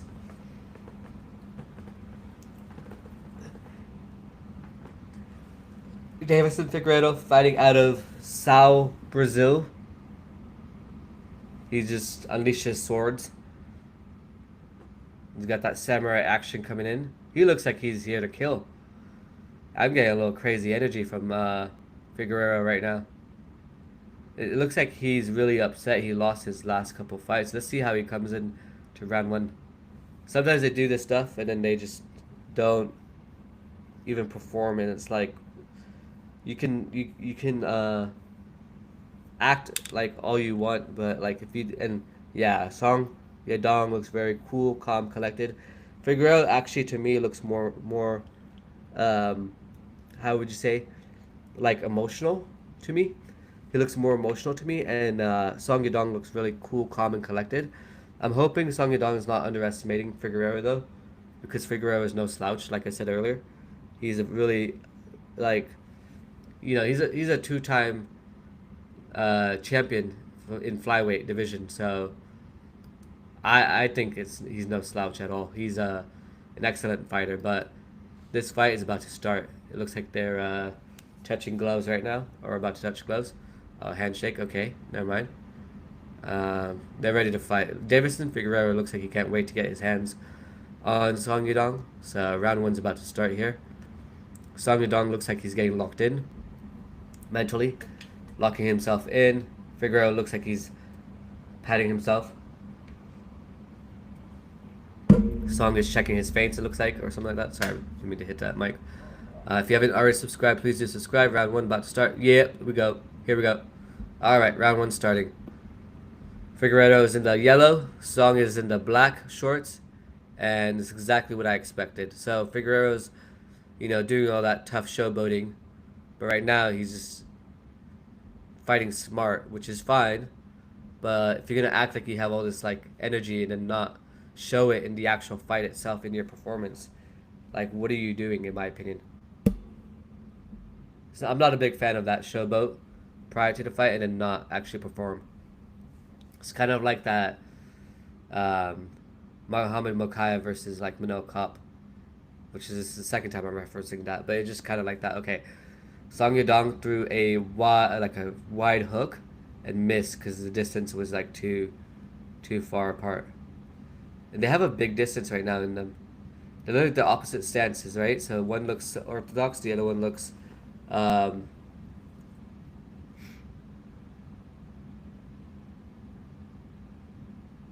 unorthodox. Oh man, it is early for me. Apologies. Okay, so 3 minutes and 45 seconds in. There's not really much happening right now in round number 1, but this is a five round fight, which I'm hoping it doesn't grow that far. But because it's a 5-round fight, I think that's why they're trying to like pace themselves. Song Yadong to me looks like the fresher dude. Figueiredo looks like he's almost hesitant or like afraid of Song Yadong. I just want to see them take some action. Like right now, they're just standing in front of each other. Okay, Figueiredo just threw a little kick up to Song. But these, like, when you do these like live fight watch-alongs, it's like fun if there's action happening. Okay, Song Yadong went for a couple strikes, threw a 1-2, didn't land though. That's the problem. Like so far, these guys haven't landed much at all. And in the same breath, we're at 2 minutes and 50 seconds right now. We're at 2:49, 2:48, 2:47, 2:46, 2:45. I have to literally count the time because what else do I have to say here? I mean, oh, okay. He threw a nice body kick. Figueiredo threw a very nice body kick, honestly. By the way, thank you for the likes. I appreciate that. All right, 2.5 minutes left into round 1. We got Figueiredo in the yellow trunks. We got Song in the black trunks. All right, they're throwing a little bit more now, halfway through the first round. Oh, Figueiredo looks like he's sharp as well. He just went really forward. But Song Yadong like really managed that. They both look like they have way too much respect for each other as fighters. Like one of you gotta like end this fight, in my opinion. But I guess they're almost playing like not to lose. But I think they're also reading each other's like reactions. Because Song Yadong just did like a big. Okay, Figueiredo went for the takedown. Song Yadong stuffed it immediately. That was great, actually. It's great to see that. Now, it looks like yeah, it looks like they're staring at each other in the fucking face, man. Oh my god. What a great, boring fight. No, seriously, I mean... Okay, there's some action now. Okay, we got some action. Alright, nice. 1 minute and 19 seconds. Now they separated again. Yeah. The only way they're going to fill each other out, though, in this particular essence is because they need to throw more or, like, do more.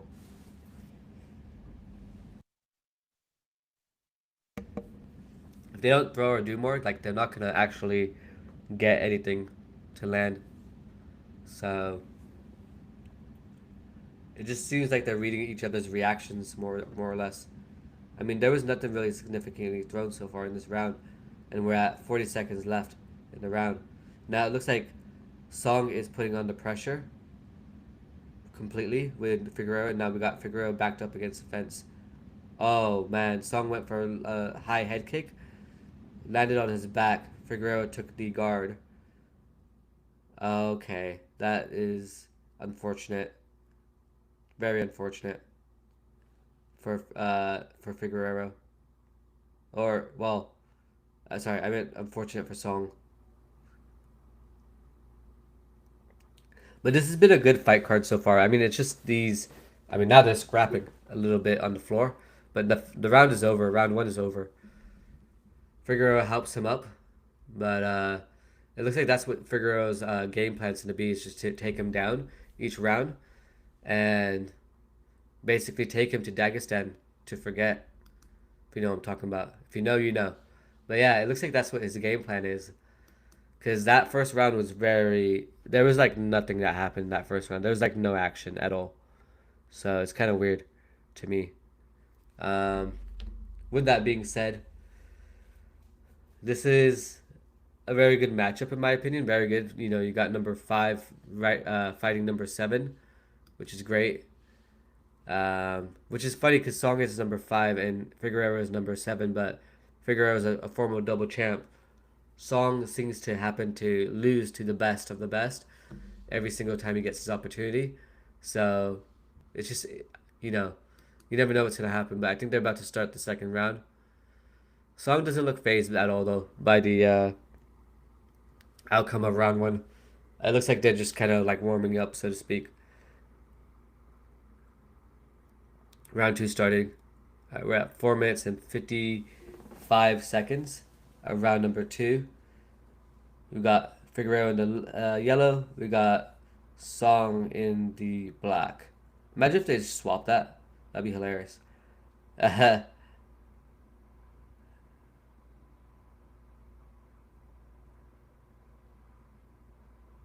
now they're hitting a little more. So both of them threw leg kicks, but they landed as well. Low leg kicks to each other. I think what they need to really do, to be honest, in my personal opinion, I think Song needs to go more to Figueroa's like body and needs to like throw kicks and like throw because he's going towards his head each time. He needs to throw more kicks. And now they're dude, now they're high fiving each other in the middle of this round. I mean, they haven't done shit and they're high fiving each other. What the fuck is this, dude? Are you serious? Both of you are pathetic, dude. Oh my god. Okay, not pathetic, but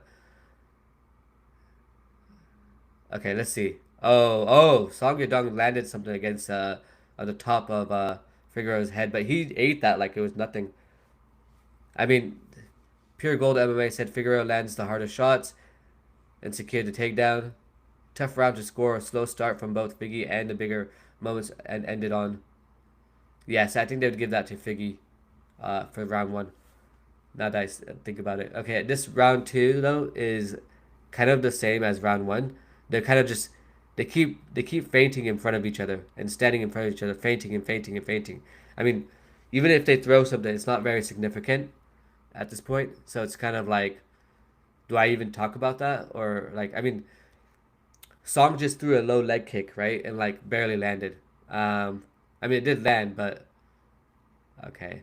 Well, he threw another low leg kick again. Okay, now, Figueroa threw a nice knee. Okay, now Song Yadong has gotten on top. They both fall to the ground. They try to take him down. Song. Okay, this is cool. Song Yadong had his leg, basically, Figueroa's leg, and he threw a nice punch, a nice right hook. But let's see. They just keep smiling at each other. Like, they took some action. They're like, oh, we want to be best friends now. Like, come on, guys. Like, fight. You can smile and laugh at each other afterwards or like each other afterwards. Like, don't do that right now. Oh, that was nice. Okay. Song had a really nice jab right there, and he almost stunned Figueroa or Figgy. But Figgy's got, like, to take more action. He's almost like, reminds me of Chito Vera at this point. You know, he's playing to not lose. Wow. Wow. That low leg kick was actually pretty harsh. On okay, let's see. I want to see what the commentators are saying because I'm not even listening to them. I mean, this is just so like we're at 1:45 in round 2, and this is like genuinely like nothing really happening here, and it's like okay, now there's a little bit of action. All right, okay, he got taken to the ground. Oh, he threw a kick. Song threw a nice kick as Figgy was getting up off the ground. But then again, they're doing the same thing. They're fainting now. Oh, Figgy's fainting. Oh my god, I'm so scared. Dude, Figgy's just fainting so much. He's got 3 out of 3 takedowns though. Song they're saying. Oh, takedown defense is 3 out of 3. Okay, that's pretty good. I mean, he did get taken down though, right? I mean, but he did slip. That was why. But I wonder who hits harder, because someone said that Figgy does hit harder, and I want to know from you guys, what do you think? Who hits harder? By the way, if you haven't given the video a like yet, go ahead and give a like. We got 55 seconds into round number 2 left. Okay. Spinning back kick is what Figgy just did, but it didn't land really. It basically grazed, I think, the body. I think Song Yadong's got to go to the body for Figgy. I think he does. And I think if he goes to the ground, he can take it back to the head and knock him out. That's like his best opportunity, in my opinion. But this fight, I mean, for the odds that they had, is just very. These two guys. Okay. Oh! Oh! Guillotine! Song by guillotine. No way. No way. What a. Oh, man. Oh! He fell over the fence. Ah. The security guard just caught him. That was hilarious. He's so excited. Oh, dude. Let's go, Song. Let's go. So Figgy went for the takedown. And Song locked in the guillotine. And he got him. He got him. Holy shit. That was great. And up until that point, I was like, this is a shitty-ass fight. You know? Like, really, a really shitty-ass fight. But that's so great. I can't wait for them to update this right now. But wow, what a dope-ass fight. I mean, I'm not gonna lie. That was kind of put some energy in me. Oh, dude. Song Yadong is, like, so ecstatic. Oh, it's incredible to watch. Now, I'm seriously happy for him. I mean, Figgy, I kind of felt like he was gonna lose anyways. Figgy's just too hesitant, man. He's gotta like put the pressure on. He was a monster at flyweight. I mean, he doesn't have to worry about his he shouldn't have to worry about his energy anymore. Alright, so low leg kick. But Figgy goes for the for the takedown because of that low leg kick, which must have hurt. And then Song goes for the guillotine. Figgy taps out.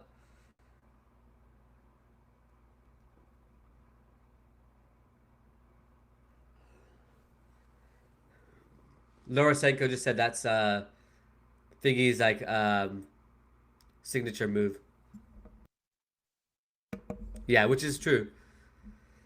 Man, Figgy knows how to lose really, really well. Really well. But Song is awesome, man. I mean, he did decent in the fight against Sean O'Malley, I'm not gonna lie. Even though I'm a Sean O'Malley glazer, like, I gotta be honest, when it deserves it. And like looking at this now, he did decent. I'm not gonna lie. I'm not gonna lie. I mean, I would lie probably, to be honest with you, but in this particular sense, I'm gonna give myself some grace and not lie and just say it how it is. I mean, yeah, he did a decent job. This is great. This is how you want the fight card to end.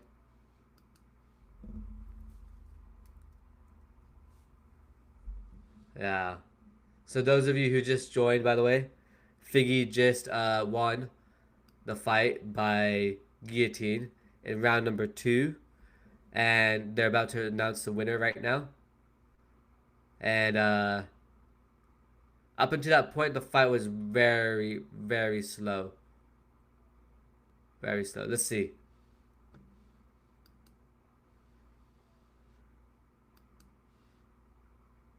Yeah, the Kung Fu Kid. Man, he's got so much energy left, it looks like, because he didn't use a lot of it. So he's just like really excited.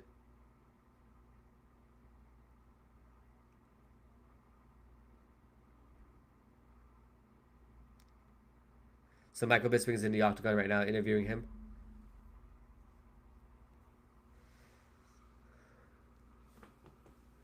Why is Figgy in the octagon still? That's so crazy.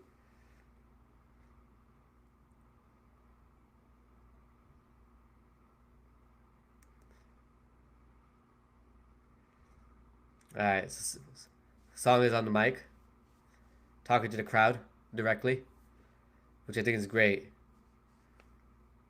Whatever he's saying, they're eating it up like cookies. 8 years for him to win for this moment. A lot of people ask him when he use his workout song. And now he said it's because it's in his hometown he used that song. This is asking about the guillotine and the game plan. Were you expecting him to shoot in? Yeah, that was a great fight. 4 minutes and 42 seconds of round number 2. Now he's saying something.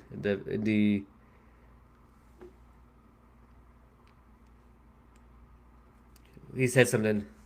I think he called up someone out right now. Song Yadong silly gilly.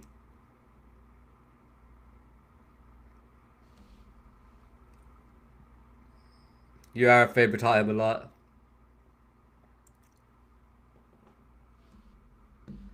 He goes, sorry, I just speak Chinese.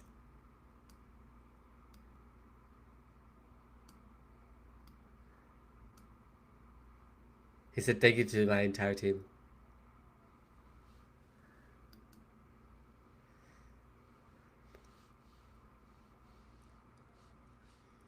Team Alpha Mile has the best BJJ in the world. And he gets a W. Bisping said he wanted. Bisping's asking who he wants to face next.